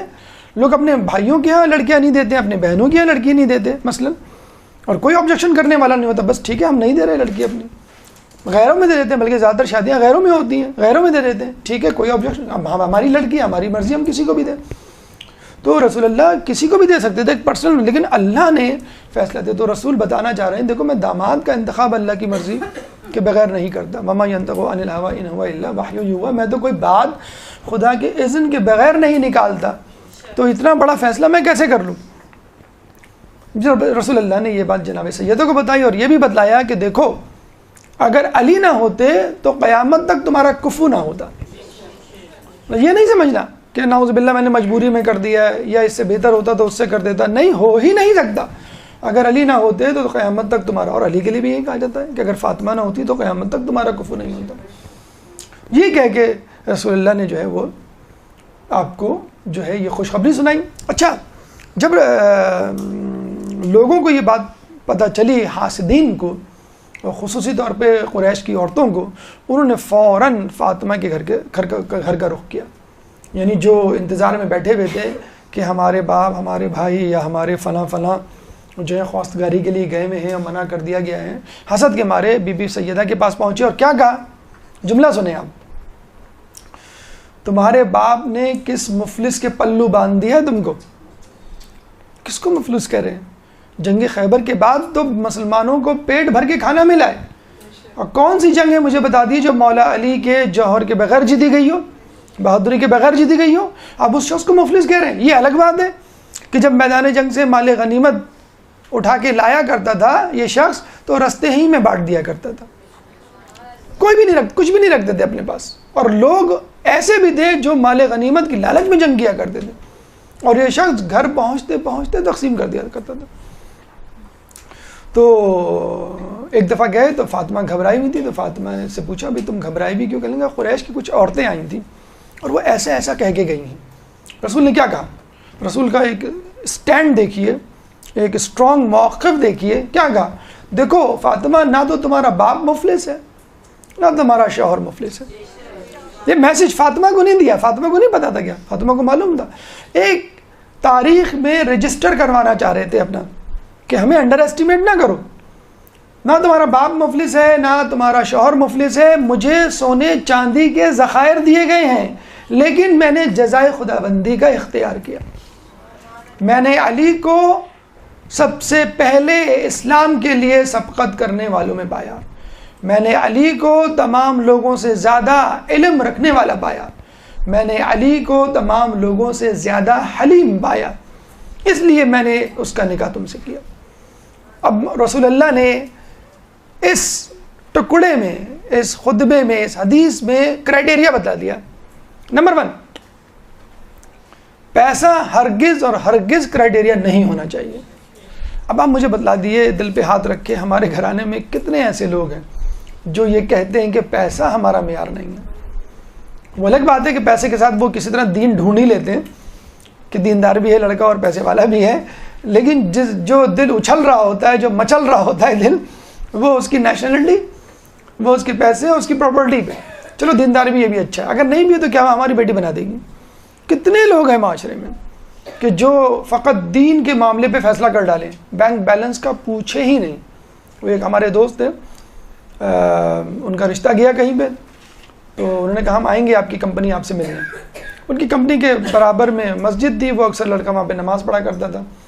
تو لڑکی کے والد ایک دفعہ مسجد میں مل گئے اس کو, وہ پابندی سے وہاں نماز پڑھا کرتا تھا. تو لڑکے نے کہا کہ شاید ان لوگوں نے ارادہ تبدیل کر دیا ہے, لیکن پھر بھی اس نے ہمت کر کے پوچھ لیا کہ آپ آفس نہیں آئے؟ کہ بس آپ سے مسجد میں ملاقات ہو گئی کافی. مسجد میں ریکمینڈ کر دیا اور پروف کر دیا لڑکے کو. تو کچھ لوگ معاشرے میں بہرحال ایسے بھی ہیں, لیکن دوسری طرف اس قسم کے قریشی جسے کہتے ہیں ذہنیت رکھنے والے, دنیاوی ذہنیت رکھنے والے بھی ہیں. تو رسول اللہ نے سب سے پہلے بتا دیا کہ دیکھو مال و دولت کبھی بھی نہیں رکھنا. اگر ہو وہ ایک الگ بات ہے, لیکن کرائٹیریا یہ ہونا. کرائٹیریا 3 بتا دیے جو حدیث ابھی بیان کی. رسول اللہ نے فاطمہ کو جواب دیا. کیا سب سے پہلے جواب دیا؟ اسلام میں سبقت کرنے والا سب سے پہلے. یعنی اگر کوئی معاملہ پیش آ جائے, آج کل کے حوالے سے ہم یہ کہیں گے مسلمان تو ہوگا, وہ سب سے پہلے اسلام کو مقدم رکھے, حلال حرام کو مقدم رکھے. میں کیا کما رہا ہوں, کہاں سے کما رہا ہوں, ہر کام کو کرنے سے پہلے فتویٰ پوچھے. یہ لڑکا ہے جس سے شادی کرنی چاہیے اپنی بیٹی کی. نمبر 1. نمبر 2, علم رکھنے والا, جاہل نہیں ہونا چاہیے. دنیاوی علم بھی ہو اور دینی علم بھی ہو, بلکہ دینی علم تو زیادہ ضروری ہے کہ اس کو جب حلال حرام کا نہیں معلوم ہوگا وہ کیسے اپنی زندگی کو آگے بڑھائے گا. دینی علم رکھنے والا ہو. اور نمبر 3, حلیم ہو. حلیم کسے کہتے ہیں؟ جو حلم رکھتا ہو, اپنے غصے کو برداشت کرنے کی صلاحیت رکھتا ہو. یہ بڑا اچھا فارمولہ بزرگ بتاتے ہیں کہ اگر آپ کو لڑکے کو چیک کرنا ہے کہ لڑکا کیسا ہے, تو اس کو کسی طرح غصہ دلا دیجیے. کسی بھی طرح اس کو بیٹھے بٹھائے گفتگو کی طرح غصہ دلا دیجیے. مطلب اس کو آپ پیسے یا اس کے جو ہے بینک بیلنس کریدنا شروع کرتے ہیں, وہ غصے میں آ جائے گا. کوئی بھی طریقہ, اگر وہ جلدی غصے میں آ گیا تو سمجھ لیں وہ آپ کی لڑکی کے لیے سود بند نہیں ہے. اور غصیلے طبیعت کے لوگ آپ نے دیکھا ہوگا ہمیشہ پریشان کرتے ہیں. اور اگر غصے میں نہ آئے تو وہ ٹھیک ہے آپ کی. تو تیسری صفت اللہ کے رسول نے کیا بتائی؟ حلیم ہو لڑکا جو ہے. تو عمومی طور پہ آپ کہہ سکتے ہیں کہ متقی پرہیزگار ہو. امام سے پوچھا گیا کہ میں اپنی لڑکی کے لیے لڑکا منتخب کروں تو کیا ذہن میں رکھوں؟ تو امام نے کہا دیکھو متقی پرہیزگار ہونا چاہیے. کیوں؟ اگر تمہاری لڑکی اس کو پسند آئی, عزت کرے گا, خوش رکھے گا, اور اگر ناپسند آئی تو توہین نہیں کرے گا, بے عزتی نہیں کرے. ایسے آپ کو شوہر مل جائیں گے متقی پرہیزگار, جو بیوی جو ہے ان کی بالکل 180 ڈگری کی ہوتی ہے, بالکل نہیں پسند ہوتی بیوی, لیکن پھر بھی وہ 4 لوگوں کے سامنے جو ہے اس کی بے عزتی نہیں کرتے. ہمارے ایک دوست 15 سال ہو گئے, ان کے یعنی لڑکی کے گھر والوں کو آج تک خبر نہیں ہوئی کہ ان کے درمیان کبھی کوئی جھگڑا ہوا ہو. ورنہ کون سا ایسا گھرانہ ہے جس کو پتہ نہ ہو کہ بھی ہماری لڑکی کا آج اپنے شوہر سے جھگڑا ہوا ہے، ہمارے داماد سے، جب یہ آ گئی ہے 15 سال میں کبھی نہیں پتہ چلا. ایک دفعہ لڑکی غصے میں پاؤں پٹک کے وہ نکل گئی اپنے گھر، تو اس کا شوہر پیچھے پیچھے اس کے گیا، اس کو گھر چھوڑ کے آیا. مطلب کس طرح چھوڑ کے آیا؟ پیچھے پیچھے چلتا رہا وہ، اور وہ غصے میں پیچھے مڑ کے بغیر دیکھے بغیر، اگر دیکھیں گے تو پتھر کی بن جائیں گی گویا، اپنے دروازے پہ گئی، نوک کیا، ساس نے دروازہ کھولا، لڑکے نے فوراً مسکرا کے کہا آنٹی میں پھر آؤں گا، شام میں آؤں گا. وہ یہ بالکل سمجھی کہ یہ ڈراپ کرنے آیا، سی آف کرنے آیا، چھوڑنے آیا. پتہ نہیں چلنے دیا کس کو؟ لڑکی کے گھر والوں کو، کہ یہ لڑکی جو ہے وہ مجھ سے ناراض ہو کے آئی ہے. دیکھیں متقی پرہیزگار تھا نا، تو اس نے لڑکی کی عزت بچا لی، ورنہ لڑکی کو سننی پڑتی اپنی ساس سے کہ تم اپنے شوہر سے لڑکی آئی ہو، کیا مسئلہ ہے، کیوں لڑی ہو، کیوں چھوٹی چھوٹی باتوں پہ جو ہے اس کا بتنگڑ بنا دیتی ہو. تو ایسا اگر شخص مل جائے کسی کو تو کتنا زیادہ بہتر ہے اس بجائے اس کے کہ جو امیر ہو اور اپنی بڑائی جتائے، اپنا احسان جتائے، اور بار بار جو ہے اس کو غربت کا طعنہ دے، یا بار بار جو لڑکی جو ہے وہ اپنے گھر ناراض ہو کے چلی جائے. تو یہ 3 کرائٹیریا ذہن میں رکھیے. اور جو پیسے کا کرائٹیریا وہ سب سے آخر میں ہونا چاہیے. اس کا مطلب یہ کہ نہیں ہونا چاہیے لیکن سب سے آخر. سب سے پہلا کرائٹیریا کیا ہونا چاہیے؟ دینداری اور تقوی اور پرہیز ہونا چاہیے. اب آئیے ہماری گفتگو کے دوسرے مرحلے کی طرف، یعنی تیاری. شادی کی تیاری کیسی کی بی بی زہرا کے گھر والوں نے، اور ہمیں کیسے کرنی چاہیے؟ ایک درود پڑھ دیں محمد والے محمد کو.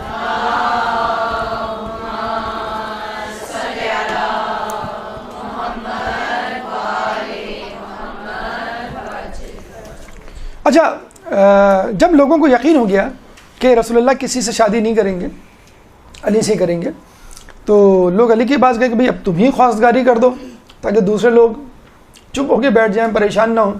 علی نے کیا کہا؟ مجھے خواستگاری کرتے ہوئے شرم آتی ہے. اب بتائیں، اتنا شجیع، اتنا محبوب رسول کا، جنگوں میں اپنے جوہر دکھانے والا رسول، اس کی تعریف کرتے نہیں تھکتے، اتنے القابات کا متحمل، اور وہ کہہ رہا مجھے شرم آتی ہے خاص کر. خیر کسی طرح لوگ ان کو پکڑ کے لے ہی گئے، مطلب اس کو محاورے میں یہی کہنا چاہیے. اور وہ بڑے ڈرتے کتابوں میں لکھا ہے، بڑے شرمندہ سر جھکا کہ انہوں نے خواستگاری کی. تو رسول بہت خوش تو ہونا تھا، ان کو معلوم تھا کہ یہ ہوگا اور یہ امر خداوندی بھی ہے. اچھا، بالکل ٹھیٹ سسر کی طرح پوچھا پیسہ کتنا ہے تمہارے پاس؟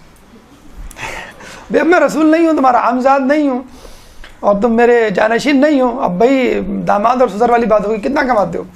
یعنی تمہارے پاس کتنا مال ہے؟ رسول نے اسی طرح پوچھا، تمہارے پاس کتنا مال ہے؟ تمہارے کچھ پیسے ہیں؟ اب علی نے صاف کہہ دیا آپ کو تو معلوم ہے کہ میرے پاس کچھ نہیں ہے. مطلب علی کچھ رکھتے ہی نہیں تھے اپنے پاس. یہ نہیں کہ علی کے پاس ہوتا نہیں تھا، رکھتے نہیں تھے کچھ. تو رسول نے کہا اچھا تمہارے پاس کیا کیا چیزیں؟ تو علی نے چیزیں گنوانا شروع کی. بھائی میرے پاس جیسے تلوار ہے، زرہ ہے اور دیگر چیزیں. تو رسول نے کہا نہیں، یہ چیزیں تو کام کی ہیں، ایسا کرو زرہ بیچ دو. اچھا، رسول جس کے 4000 معجزات کتابوں میں مرقوم ہیں، وہ ایک معجزہ دکھا کے، ایک چٹکی بجا کے، سونا چاندی جمع کر کے رسول کے علی کے ہاتھ میں نہیں رکھ سکتا تھا کہ جاؤ اس کو بیچ کر آؤ. زرہ بکوانی ضروری تھی، نعوذ باللہ بے عزتی کروانی، نعوذ باللہ. اگر ایک عام دنیا کے سینیروں میں کہا جائے کہ ہم نے بے عزتی کروا دی، چیز بکوا کے میں نے شادی کی، لوگ کیا کہیں گے؟ تاریخ میں لکھا جائے گا کہ علی کی زرہ بکی تو شادی ہوئی. اتنے مفلس تھے نعوذ باللہ. نہیں، پیغام دینا چاہ رہے تھے کہ دیکھو شادی کے اخراجات تمہیں اٹھانے ہیں. یہاں جو ہے وہ ایسے نکھٹو موجود ہیں جو ماں کا زیور بکواتے ہیں، اس کو جو ہے پگھلواتے ہیں، اور پھر جو ہے بیٹی کا جو ہے اپنی بیوی کا زیور بنواتے ہیں. شادی کے اخراجات تمہیں، چاہے کوئی چیز بیچ کے کرنی پڑے، تمہیں اخراجات اٹھوانے ہیں. دوسری اہم چیز مہر، کہ مہر ضروری ہے.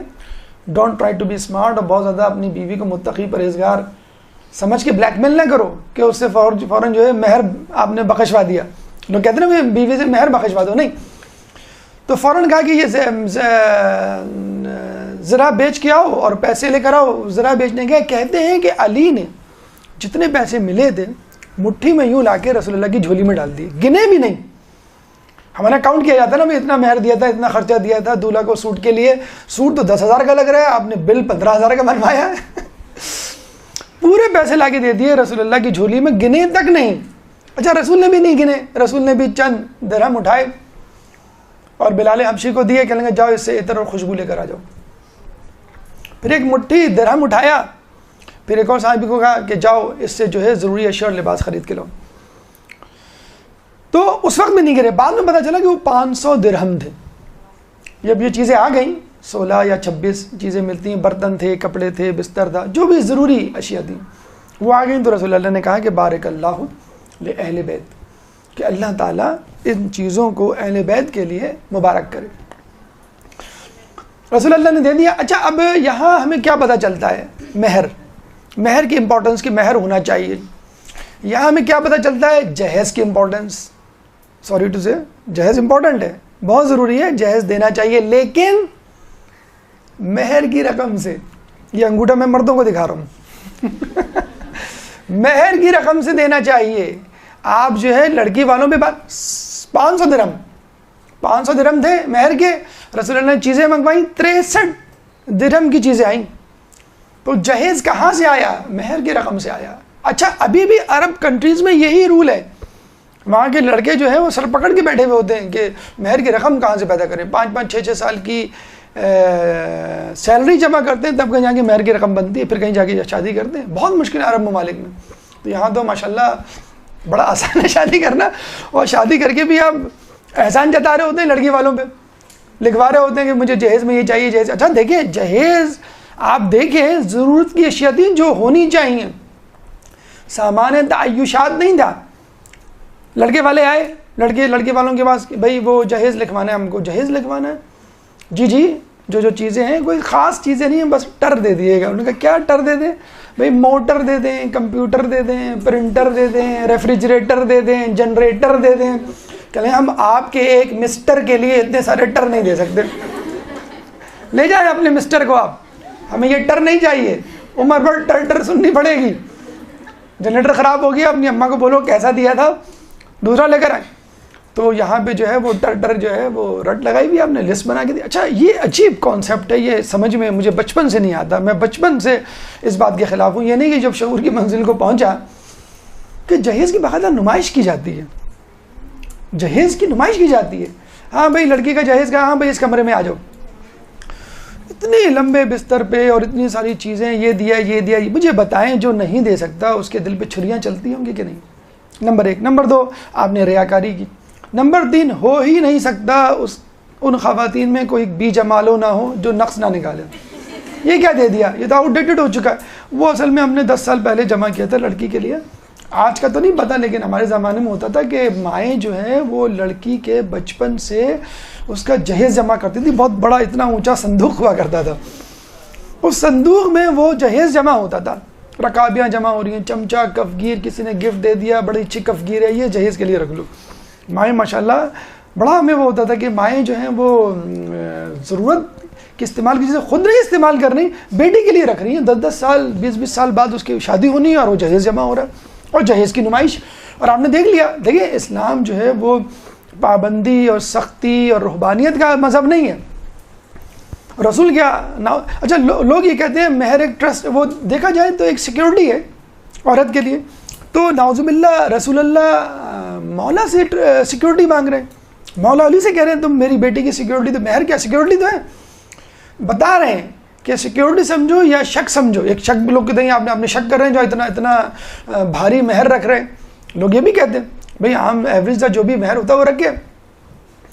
تو مہر بھی ضروری ہے, جہیز بھی ضروری ہے. مہر کی رقم سے جہیز ہونا چاہیے. اب آپ کیلکولیٹ کیجئے مہر کتنا ہونا چاہیے, جہیز کتنا ہونا چاہیے. جتنا مہر رکھنا رکھے, جتنا جہیز دینا دے. 500 درہم کا مہر تھا اور 63 درہم کا جہیز تھا. نکالے ریشو کتنا بنتا ہے؟ 10% بنتا ہے, تقریباً 10-12% بنتا ہے.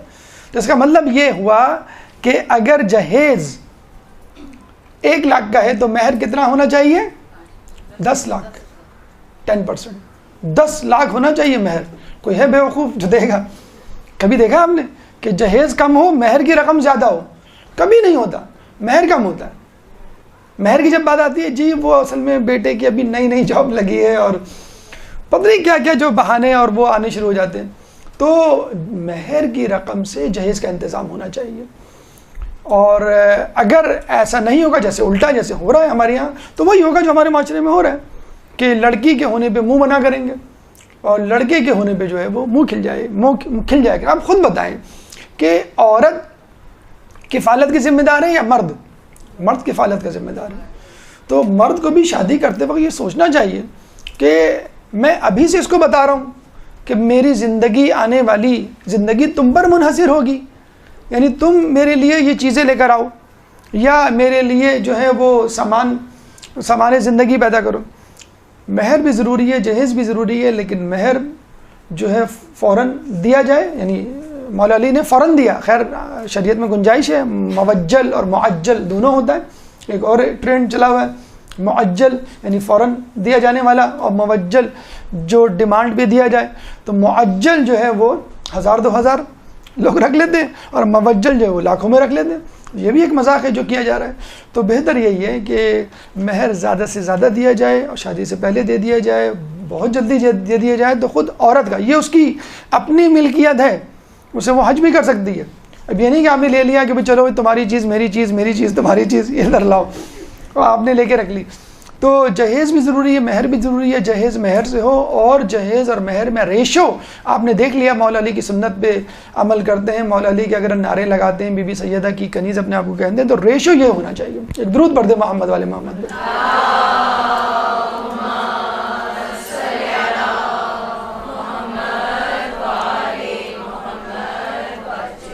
تیاری. اس کے بعد رخصتی. کہتے ہیں کہ بی بی کے عقد اور رخصتی کے درمیان وقفہ تھا. اب کتنا تھا؟ مختلف روایتیں، 19 دن، 1 سال 19 دن، 6 مہینے، 1 مہینے، تمام چیزیں ہمیں کتابوں میں ملتی ہیں.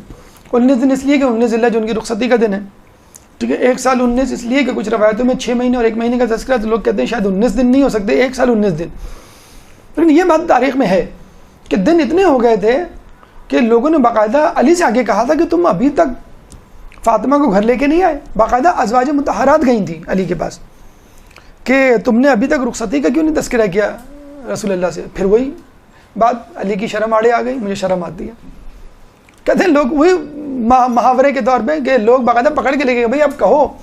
وہ کہتے ہیں کہ سر جھکا کے شرمندہ کانپتے ہوئے، پسینہ ان کے چہرے پہ، جس طرح خواستگاری میں ہوا تھا، رخصتی کا رسول اللہ سے تذکرہ کیا.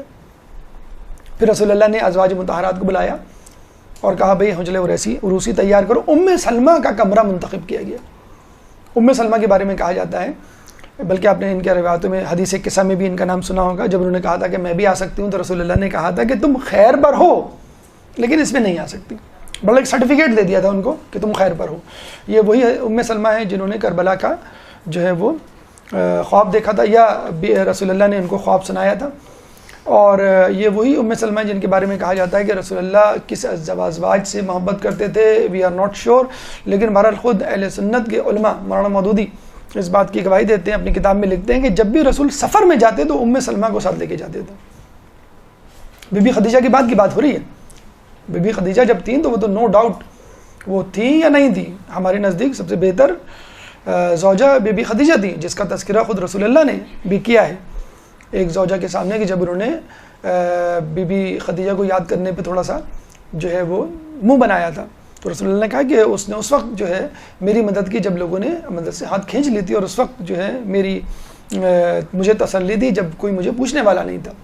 تو بہرحال ام سلمہ کے کمرے کو حجلہ عروسی، یہ ان کا ایک بہت بڑا اعزاز ہے ام سلمہ کا، ان کے کمرے کو حجلہ عروسی بنایا گیا.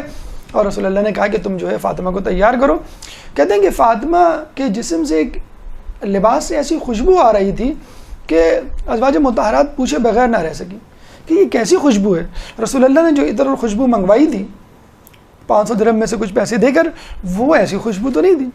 تو بی بی نے بتایا کہ رسول اللہ کے پاس ایک شخص آیا کرتا تھا، اور جب وہ چلا جایا کرتا تھا تو رسول اللہ کہتے تھے کہ یہ جو گری ہیں چیزیں، عنبر کے ٹکڑے، وہ اٹھا کے محفوظ کر لو. تو بعد میں پتہ چلا کہ وہ وحی قلبی صحابی تھے، اور وہ وحی قلبی بھی نہیں تھے، جبرائیل وحی قلبی کی صورت میں آیا کرتے تھے. بہت خوبصورت ان کے صحابی تھے. جبرائیل آتے تھے، جب وہ اٹھ کے جایا کرتے تھے ان کے پروں سے عنبر کے ٹکڑے گرتے تھے. رسول کہتے تھے فاطمہ ان ٹکڑوں کو جمع کر کے سنبھال لو. وہ خوشبو جو ہے بی بی نے استعمال کی، تو جس کے لیے لوگوں نے کہا کہ ہم نے آج تک ایسی خوشبو جو ہے وہ نہیں سونگھی.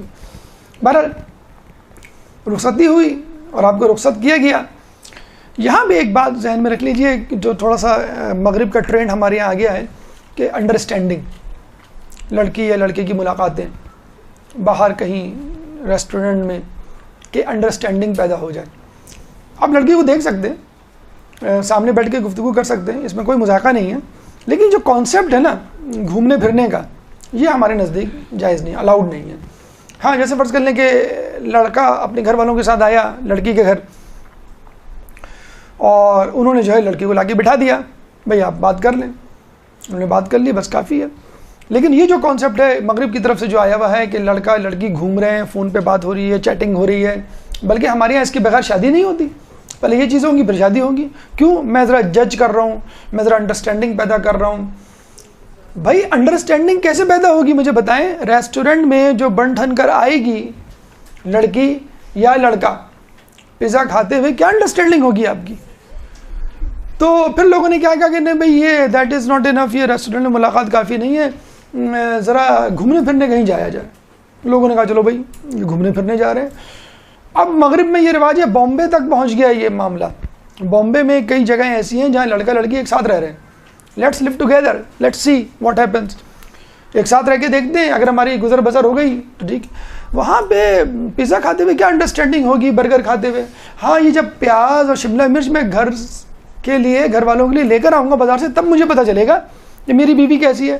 اور بیوی جب مجھے خود اپنے ہاتھوں سے قورمہ اور بریانی پکا کے کھلائے گی تب مجھے پتہ چلے گا. تو وہ باقاعدہ ساتھ رہنا شروع کر دیا بامبے میں لڑکیوں نے لڑکوں نے ایک ساتھ، کہ جب ہم تو ہماری انڈرسٹینڈنگ ڈیولپ ہو جائے گی پھر ہم شادی کریں گے.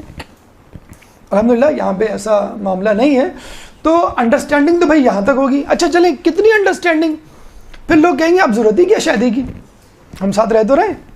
اگر لڑکی کہہ دے کہ بھئی اب ہم شادی کر لیں، کہ وہ تو فوراً کہتا ہے ڈونٹ یو ٹرسٹ می، تمہیں مجھ پہ اعتماد نہیں ہے، تم کاغذ کے ٹکڑے پہ اعتماد ہے، اس سرٹیفکیٹ پہ اعتماد ہے جس میں آگے ایک مولوی سائن کرے گا، یہ کرے گا، آئی ایم یور فرینڈ، میں تمہارے ساتھ رہ رہا ہوں. تو یہ ہوتا ہے پھر بعد میں یہ جو آپ کہہ رہے ہیں نا کہ انڈرسٹینڈنگ ڈیولپ ہو جائے. کالج میں لڑکا پڑھتا ہے، وہ لڑکی کے ساتھ رہتا ہے، وہ اس نے اچھی طرح جج کیا ہوا ہے، وہ اس کو بہت پسند ہے، وہ دھوکہ نہیں کھا سکتی، یا لڑکا دھوکہ نہیں کھا سکتا. تو بات پھر یہاں تک پہنچے گی کہ بات کی جائے گی کہ ساتھ رہنے کے، ساتھ رہنے میں پھر یہ ہوگا. امریکہ میں تو عام ہے، اسپیشلی جو سیلیبریٹیز ہوتے ہیں ان کے بچے اپنے امی ابا سے کہتے ہیں امی ابا اب تو شادی کر لو. ابھی ایک فلمی جوڑے کی شادی ہوئی تو اس شادی میں ان کے 2 بچے بھی شریک ہوئے.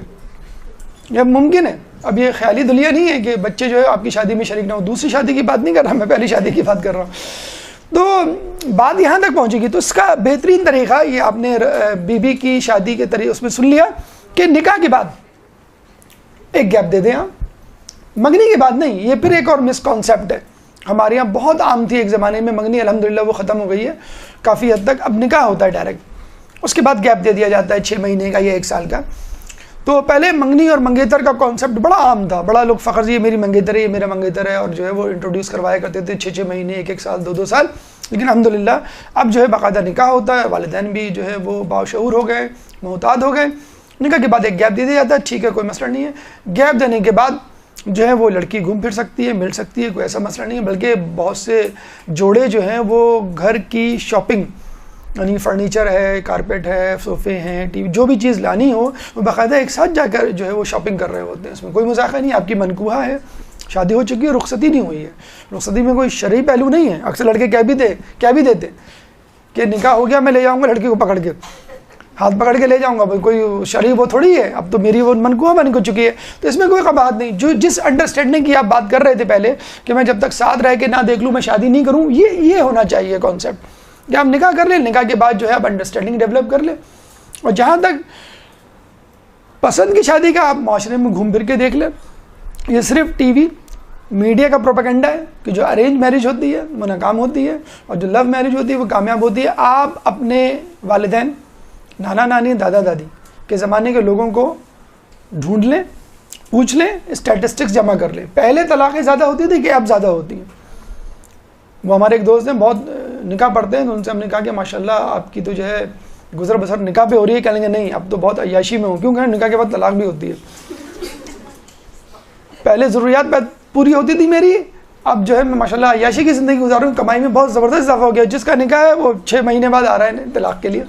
نعوذ باللہ. یہ یقین کریں طلاق کا کانسیپٹ بہت ہمارے زمانے میں طلاق کا لفظ زبان پر نہیں لاتے تھے لوگ.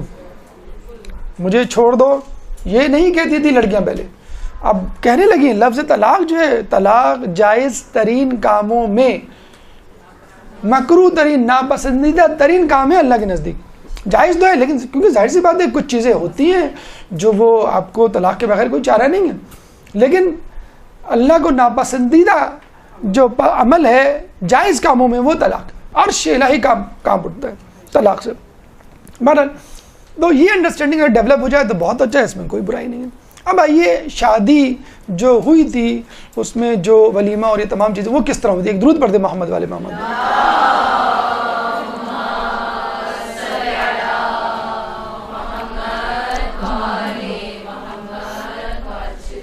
اچھا ولیمہ ظاہر بات ہے رخصتی کے بعد تو رسول اللہ نے کہا, یعنی سسر نے اپنے داماد سے کہا کہ ولیمے کے کھانے میں گوشت اور روٹیاں میرے ذمے اور گھی اور خرما یعنی کھجوریں تمہارے ذمے, یعنی کھانا ہمارے ذمے, کولڈ ڈرنک تمہارے ذمے یا سویٹ ڈش تمہارے ذمے. اگر ہم آج کل کے اس میں بولیں تو مجھے بتائیے کس میں زیادہ خرچہ ہوتا ہے, کھانے میں یا سویٹ ڈش پہ؟ سویٹ ڈش پہ کھانے میں ہوتا ہے. اب 5 قسم کی سویٹ ڈش ہوں گے تو ہوگا, تو کھانے میں زیادہ ہوتا ہے. اچھا یہ بھی دیکھیں ولیمے میں شیئر کیا گیا ہے, اس میں کیا برائی ہے؟ خوشہ کمیونٹی میں دیکھا گیا ہے ریسیپشن ہوتا ہے, آپ کو معلوم ہوگا وہ کمبائنڈ ہوتا ہے.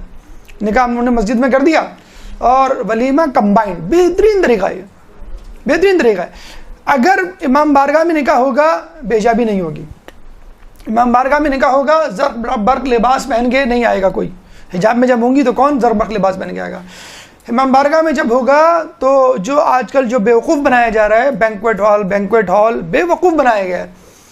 آپ شادی بارش کے سیزن میں کیوں کر رہے ہیں؟ یہی کانسیپٹ دیتے ہیں نا وہ, بھائی بارش ہوگی تو ہم سے مت کہیے گا.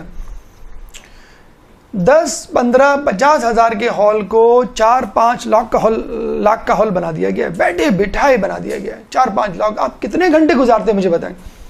شرم آنی چاہیے, یقین کریں غصہ آتا ہے. آپ نے 4 لاکھ بینکویٹ ہال کے پے کیے, 4 گھنٹے بعد وہ لائٹیں بند کرنا شروع کر دیتا ہے. شرم نہیں آتی ان لوگوں کو.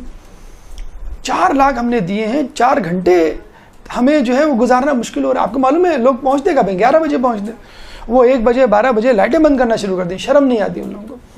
بیوقوف بنا رہے, ہم بھی بیوقوف بن رہے ہیں. ہم ہیں اس قابل کہ ہم بیوقوف بنیں اور وہ ہم سے پیسے ایڈ ہیں. تو بہترین طریقہ یہ ہے کہ امام بارگاہ میں شادی کریں اور ولیمے کے لیے کسی کمیونٹی ہال کا انتخاب کریں. آج کل ہمارے کمیونٹی ہال بن گئے, بلکہ اگر چاہیں تو خود مسجد کے ساتھ جو گراؤنڈز ہوتے ہیں وہ ایک الگ بات ہے. لوگ کیا کہیں گے, یہ ایک بڑا مسئلہ ہے ہمارے معاشرے میں. ایک بڑا اچھا جملہ اس لیے کہا جاتا ہے کہ 25 سال تک لوگ کیا کہتے ہیں, لوگ جو بھی کہیں میں وہی کروں گا جو میری مرضی ہے. یعنی لوگوں کی باتوں کی میں پرواہ نہیں کروں گا. 25 سے 50 سال کے درمیان کیا کہتا ہے آدمی, لوگ کیا کہیں گے, اچھا نہیں لگتا ہے, لوگ کیا کہیں گے, برا لگتا ہے. اور 50 سال بعد پتہ چلتا ہے کہ لوگ تو میرے بارے میں سوچتے ہی نہیں ہیں. میں خامخائی میں پاگل ہو رہا تھا. 25 سال تک لوگ سوچ رہا تھا کہ لوگ منہ بناتے ہیں تو میں ان کو چڑھانے کے لیے جو ہے بال ایسے بناتا تھا ویسے بناتا تھا, یا میں حجاب نہیں کرتی تھی, یا نماز غصے میں نہیں پڑھتی تھی کہ لوگ کیا کہیں گے. اور 25 سال کے وہ لوگوں کی مجھے کوئی پرواہ نہیں ہے. 25 سال کے بعد میں نے ہر وہ کام کیا جو لوگوں کو پسند ہو کہ لوگ کیا کہیں گے. 50 سال بعد پتہ چلا کہ ارے پھپھو کو تو پتہ ہی نہیں تھا کہ جو میں نے وہ لباس پہنا تھا وہ نیا تھا, وہ سمجھ رہی تھی پرانا والا لباس ہے. کسی کو نہیں پتہ ہوتا. آپ برتھ ڈے میں نہیں گئے, آپ فون کر کے پوچھ رہے ہیں فلاں آئے تھے, کسی نے کچھ پوچھا, میرا پوچھا, کسی نے نہیں پوچھا. آپ شرمندہ ہو جاتے ہیں. بولے ہاں اصل میں ہم بوڑھے نہیں ہو گئے. آپ لوگ کبھی بھی کیئر نہیں کرتے آپ نے کیا پہنا ہے, کیا کھلایا, کچھ بھی نہیں. تو یہ خدا رہا یہ جو ہے نا, اگر آپ یہ کہتے ہیں کہ لوگ کیا کہتے ہیں تو آپ شرک کر رہے ہیں. سیدھی ایز سمپل ایز دیٹ. برا ماننے کی بات نہیں ہے. اگر آپ یہ سمجھتے ہیں کہ لوگ کیا کہیں گے اور لوگوں کے کہنے پر اپنی زندگی گزار رہے ہیں تو اس کا مطلب ہے اللہ کے کہنے پہ نہیں گزار رہے. تو شرک اصغر کیا پورا شرک ہو گیا. لوگوں کے لیے نماز پڑھنا, لوگوں کے لیے شادی کا انتخاب کرنا, لوگوں کے لیے جہیز تیار کرنا کہ لوگ کیا کہیں گے, بے عزتی ہو جائے گی وغیرہ وغیرہ. اور وہی لوگ ولیمے کا کھانا 5 اسٹار ہوٹل میں کر دیں تو کھانا کھا کے نکل کے کیا کہتے ہیں, ٹوتھ پک سے دانت میں خلال کرتے ہوئے رہتے میں نمک کم تھا, رہتے میں نمک کم تھا. تو لوگ تو پھر بھی نہیں باز آئیں گے. مجھے بتا دیں کون سی ایسی شادی ہے جس میں جھگڑے نہ ہوئے ہوں, لوگوں نے ایک دوسرے کی غیبتیں نہ کی ہوں یا آپ کو جو ہے برا بھلا نہ کہا ہو. تو لوگوں کی بات نہ سنیں, یہ دیکھیں کہ آپ سے بی بی, آپ سے مولا, آپ سے رسول اللہ زمانے کا امام راضی ہے یا نہیں راضی ہے. بہرحال رسول نے کیا کہا؟ رسول نے یہ نہیں کہا کہ لوگ کیا کہیں گے, میں جو ہوں کھانے کا بندوبست کر رہا ہوں. 75% شیئر تو رسول اللہ کی طرف سے ہو گیا. اب وہ مہر کی رقم سے ہو, کسی بھی رقم سے ہو, گوشت اور روٹی کا انتظام رسول نے کیا, گھی اور کھجور کا انتظام مولا علی نے کہا. رسول اللہ خود کہتے ہیں آستین چڑھا کر خرموں اور گھی کو آپس میں مکس کر رہے تھے. دیکھا آپ نے سسر کو ولیمے کا کھانا پکاتے ہوئے؟ کوئی قباحت نہیں, رسول اللہ سے سیکھیے آپ. سسر ہے, ایک ڈگنیٹی ہوتی ہے, وہ تو ریسپشن میں بھی نہیں کھڑا ہوتا سسر, جو ہے وہ ٹیبل بیٹھا ہوتا, بچوں کو کہتا تم جا کے کھڑو. تو یہاں پہ جو آستینیں چڑھا کر تاریخ کتابوں میں لکھا ہوا ہے, وہ جو ہے وہ حلوہ بنا رہے ہیں کھجور کا. تو کھجور اور گھی تمہاری طرف سے, اور گھی, گوشت اور روٹیاں ہماری طرف سے. رسول کو علی کو کہا کہ جاؤ لوگوں کو دعوت دے کر آؤ. اب علی گئے مسجد میں, مجھے لگتا ہے اس دن ہی زیادہ نمازی تھے, 4000 لوگ. اوئے ہوئے ہوئے. اب علی کہنے لگے کہ ٹھیک ہے, اس میں کچھ جان پہچان کے ہوں گے, کچھ قریب کے ہوں گے, دشمن بھی ہوں گے. دشمن تو خیر ماشاء اللہ تھے ہی. انہوں نے کہا مجھے دیکھیں علی کی وہ دیکھیں سخاوت, اور وہ دیکھیں کہ ایک وہ ذبح کیا گیا تھا بھیڑ جو ہوتی ہے, شیپ, گوسفند, اور چند روٹیاں تھیں, جاؤ لوگوں کو بلا کے لاؤ. اب وہ گئے تو پتہ چلا کہ مسجد تو بھری ہوئی, اور علی نے کہا کہ مجھے برا لگا کہ میں چند لوگوں کو دعوت دوں اور چند لوگوں کو چھوڑ دوں. تو میں ایک اونچی جگہ پہ کھڑا ہو گیا.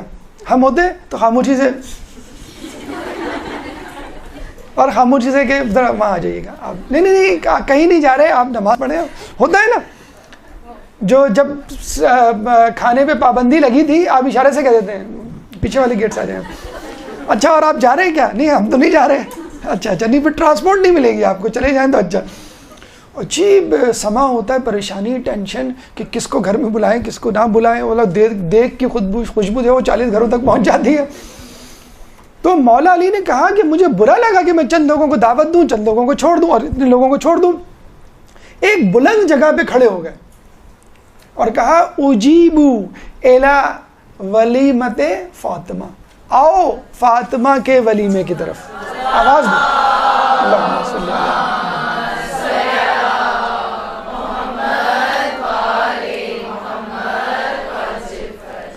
ہم ہوتے ہیں سب سے بڑی جو ڈیوٹی ہمیں اپنے زندگی میں لگی وہ دیکھ پہ, جب کوئی ڈیوٹی لگا دے نا دیکھ پہ کھڑے رہو, اور کھانا بھی نہ کھاؤ دیکھ پہ بھی کھڑے رہو.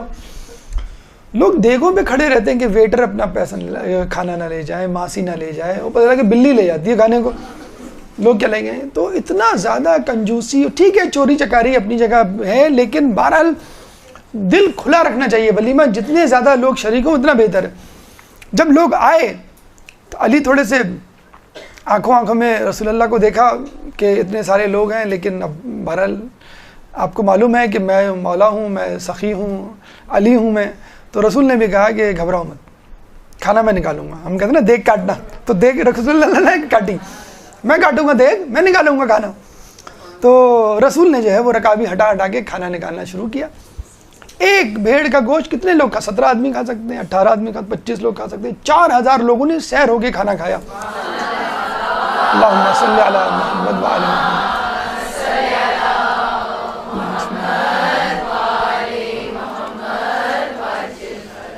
دیکھیں کتنے فنکشنز ہوئے بی بی کی شادی میں.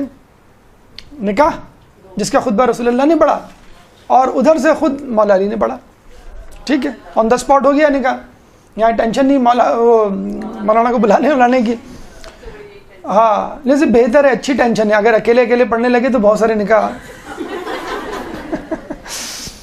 تو جو ہے وہ اتنا سا سیاہ ہوتا ہے, کوئی مسئلہ نہیں ہے, کوئی 2 لائنیں ہیں وہ. تو وہ جو ہے مولا علی کتنے فنکشنز ہوئے, خطبہ مولا علی نے رسول نے پڑھا, اس کا جواب خود رسول اللہ نے کہا کہ اب تم پڑھو. انہوں نے بھی جواب دیا, خدا کی حمد و ثنا اور تمام باتیں. اور اس کے بعد پھر کون سا فنکشن ہوا, ولیمہ. مجھے بتائیں اس میں گیٹ رکائی کہاں ہے, انگلی چھڑائی کہاں ہے, جوتا چھپائی کہاں ہے, کھیر چٹائی جس کے بعد پٹائی, یہ سب رسمیں کہاں ہیں, مہندی کہاں ہے, مایوں کہاں ہیں, مجھے بتائیے. مطلب مہندی مایوں کے لیے جتنے آج کل لباس سلوائے جاتے ہیں اتنے لباس جو اس کے لیے بھی نہیں سلوائے جاتے. شام غزل ہوتی ہے, دیکھیں آپ اتنی بڑی اچھی بابرکت محفل کے لیے ابتدا شیطان کے سازندوں سے کر رہے ہیں. شیطان کے ساتھ کیسے برکت ڈالے گا؟ کیوں برکت نہیں ہوتی مجھے بتائیں. میاں بیوی کی زندگی میں, کیونکہ اس میاں بیوی کی ابتدا, ان کے سفر کی ابتدا اس عمل سے ہوئی ہے جس عمل کو شیطان نے شروع کیا تھا قابیل کے ساتھ. بے پردگی ہوگی, اسراف ہوگا, آپ دیکھ لیجئے. خیر لوگ بھی آگے ہیں اور پکانے والے بھی حاضر ہیں.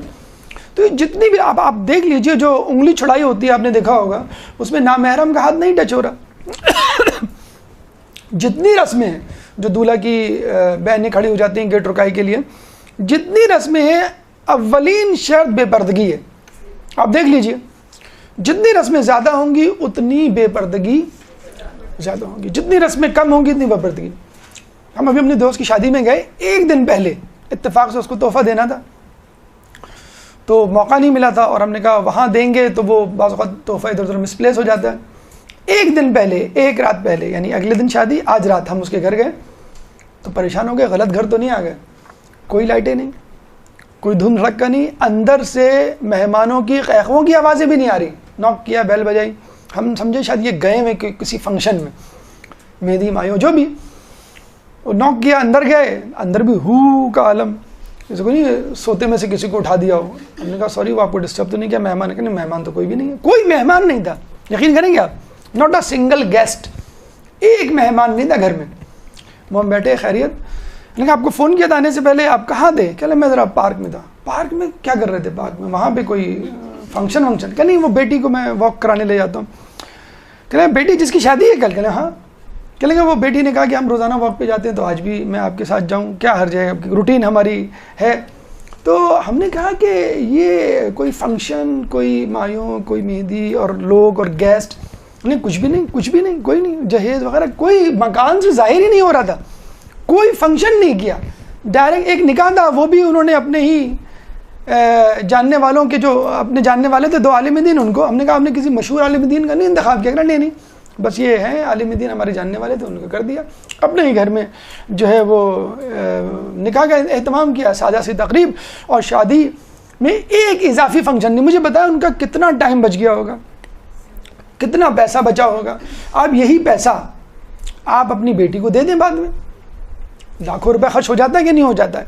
آپ ایک چھوٹا سا فنکشن کریں اور وہ دلہن والوں کی جو پوری, دولہا والوں کی جو پوری ریل ہوتی ہے, اب جوتا چھپائی جو آپ کر رہے ہوتے ہیں, کتنے لوگ آتے ہیں, بھائی بھائی کی جو ہیں وہ سسرال والی, یہ تمام چیزیں, وہی پیسہ آپ جو ہے وہ لڑکی کو دے دیں. اس میں کیا برائی ہے؟ فنکشن بھول جائیں گے لوگ, لیکن لڑکی کو جو پیسہ دیں گے آپ, وہ زیادہ وہ اس کے کام آئے گا. دوسری بات یہ کہ آپ غیبتوں سے, اسراف سے, بے حجابی سے, موسیقی سے, یہ جو فضول گوئی ہوتی ہے, اتنے سارے جو گناہ ہو رہے ہوتے ہیں, ان سے آپ بچ جائیں گے. تو خدا را جتنے فنکشنز, اور مجھے بتائیں یہ کہ ان کاموں میں اگر ہم اور آپ ابتدا نہیں کریں گے تو کون, دنیا والے ابتدا کریں گے. تو یہ بھول جائیے, یہ ذہن سے نکال دیجئے کہ لوگ کیا کہیں گے. آپ یہ دیکھیں کہ اللہ تعالیٰ جو ہے وہ کیا کہے گا. اللہ تعالیٰ کے نزدیک افضل ہے, بہتر ہے کہ نہیں. اور آپ دیکھیے گا پھر دھڑا دھڑ شادیاں ہوں گی. شادی کی ایک وجہ یہ نہیں ہے کہ لڑکا کماتا نہیں ہے, شادی کی ایک وجہ یہ نہیں ہے, مین وجہ جو سمجھی جاتی نہیں. اصل وجہ آپ پوچھیں لڑکوں سے یا لڑکیوں سے, جہیز ہے لڑکیوں کے لیے, اور لڑکے کے لیے شادی کے اخراجات. وہ کہے گا لڑکی کو میرے گھر آ کے رکنا ہے, کمرہ ہے تیار, کون سا ایسا بڑا مسئلہ ہے, لیکن جو شادی کے اخراجات ہیں وہ کیسے میں پورا کروں گا. 4-5 لاکھ تو کہیں نہیں گئے. اسی طرح لڑکی, ایک ایوریج اس کی میں بات کر رہا ہوں, ورنہ آج کل دلہن کا میک اپ 50,000 سے کم کا نہیں ہوتا, اور ڈھنگ کی جگہ سے کرائے ہوں. پتہ لگا کہ میک اپ کرنے کے بعد زیادہ بری لگ رہی ہوتی ہے. میک اپ کرنے سے پہلے زیادہ نور تھا اس کے چہرے پہ, میک اپ کرا کے ایک عجیب کانسیپٹ بنایا ہوا ہے. اور وہ میک اپ ایسا جیسے وہ دیوار پہ پلسٹر نہیں ہوتا, اس سے زیادہ آپ وضو نہیں کر سکتے. چلو بھائی وہ تو شکر ہے ہمارے یہاں ظہرین مغربین کا کانسیپٹ ہے, باقیاں کا تو ایسی دھڑا دھڑ پوری 5 کی 5 نمازیں جاتی ہیں آپ کی, کہ وہ ڈسٹمبر ہے, اس کو باقاعدہ ریک مال سے آپ کھرچ کے اتاریں, پھر کہیں جا کے کوئی سلوشن لگائیں, اترے. تو یہ حل کر دیا ہے. کتنے گناہ ایک ساتھ کر رہے ہوتے ہیں فقط ایک دن, فقط چند دن کے لیے. تو جس کام کی ابتدا آپ کے گناہوں سے ہوگی, اس کا اختتام بھی برا ہی ہوگا. اس کے بعد جب رخصتی ہوئی تو رسول اللہ جناب سیدہ کے گھر گئے اور جا کے پوچھا امام علی سے کہ تم نے میری بیٹی کو کیسا پایا؟ کیا جواب دیا؟ بڑے خوبصورت ہیں، بڑے اسمارٹ ہیں، بڑی کیئرنگ ہیں، بڑا خیال رکھتے. کچھ نہیں کہا. کیا کہا کہ میں نے جو ہے دین کی راہ میں اپنا بہترین معاون پایا.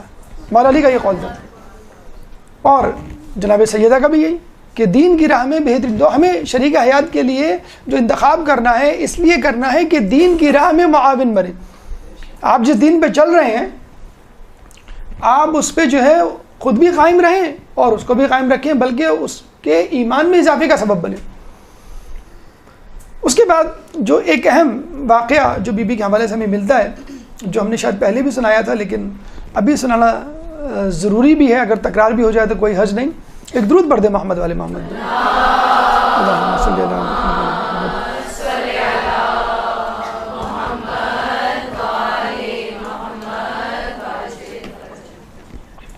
رسول اللہ دوسرے دن بی بی سیدہ کے گھر گئے تو دیکھا بی بی سیدہ نے پرانا لباس پہنا ہوا ہے. رسول اللہ نے پوچھا کہ تمہارا نیا شادی کا لباس کہاں گیا؟ انہوں نے کہا کہ ایک فقیر آیا تھا، اس نے لباس کی صدا لگائی تو میں نے اپنا نیا جوڑا دے دیا اور پرانا لباس پہن لیا. شادی کا جوڑا 10 سال 20 سال گزر جاتے ہیں، مائیں بیچنے نہیں دیتی، ساس لڑکی بھی کہتی نہیں، جیسے وہ قبر میں پہن کے آپ کو جانا ہے. تو اس نے صدا لگائی، میں نے دے دیا. تو رسول اللہ نے کہا کہ تم جو ہے وہ پرانا لباس دے دیتی اور نیا لباس جیب تن کر لیتی ہیں، علی کی آنکھوں کو ذرا ٹھنڈک ملتی تم کو وہ نیا لباس میں دیکھتے. تو بی بی نے کیا جواب دیا؟ بابا میں آپ کی برابری تو نہیں کر سکتی لیکن آپ کی پیروی تو کر سکتی ہوں. میں نے اپنی ماں سے یہ سنا ہے کہ ایک دفعہ مکے میں قحط پڑا تو آپ اناج تقسیم کرنے نکلے.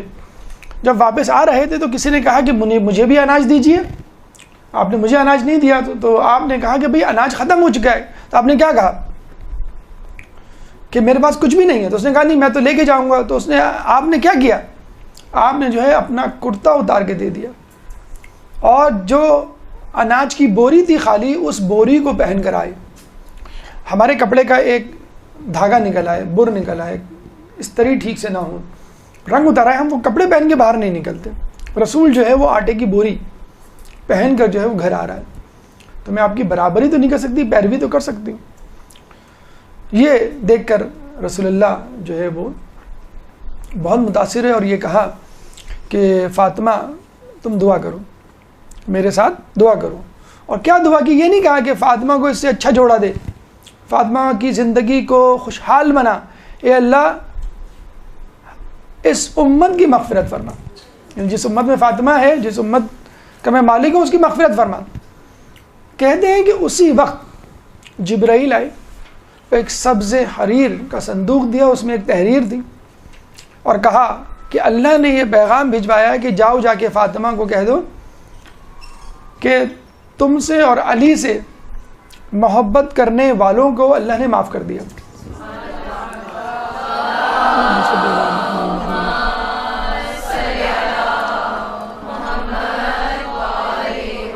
یہ تھا عوض فاطمہ کے ایثار کا کہ فاطمہ کے اور علی کے چاہنے والوں کو معاف کر دیا گیا. اور پھر کہتے ہیں جب سبز حریر کے صندوق کو کھولا گیا تو اس میں ایک رقعہ تھا کہ جس میں جو ہے اللہ تعالیٰ نے فاطمہ، علی، حسن و حسین کے چاہنے والوں کی مغفرت کا پروانہ رکھ دیا تھا. اور رسول نے کہا تھا کہ تم اس کو اپنی قبر میں ساتھ لے کر جانا، قیامت میں یہ رقعہ پیش کرنا. جب بی بی کی شہادت ہو رہی تھی تو ان کے پاس ایک صندوق پڑا ہوا تھا. مولا علی نے پوچھا یہ کیسا صندوق ہے؟ تو جناب سیدہ نے پورا واقعہ سنایا. شادی کے جوڑے کو دے کر اس بہترین ایثار کے سبب فاطمہ کے چاہنے والوں کی خیر ہو گئی، چاہنے والوں کی بخشش ہو گئی. اب کیا ہمارا حق اتنا بھی نہیں بنتا کہ کم از کم ان کی پیروی کرتے ہوئے جو اضافی جوڑے ہمارے گھر میں ہیں، وہ جوڑے جو ہم نہیں پہنتے، نہیں پہنیں گے، شادی کے وہ جوڑے جو بہت بھاری ہوتے ہیں جن کو عام محفلوں میں نہیں پہنا جاتا، کیا ہم کسی غریب کی شادی میں نہیں دے سکتے؟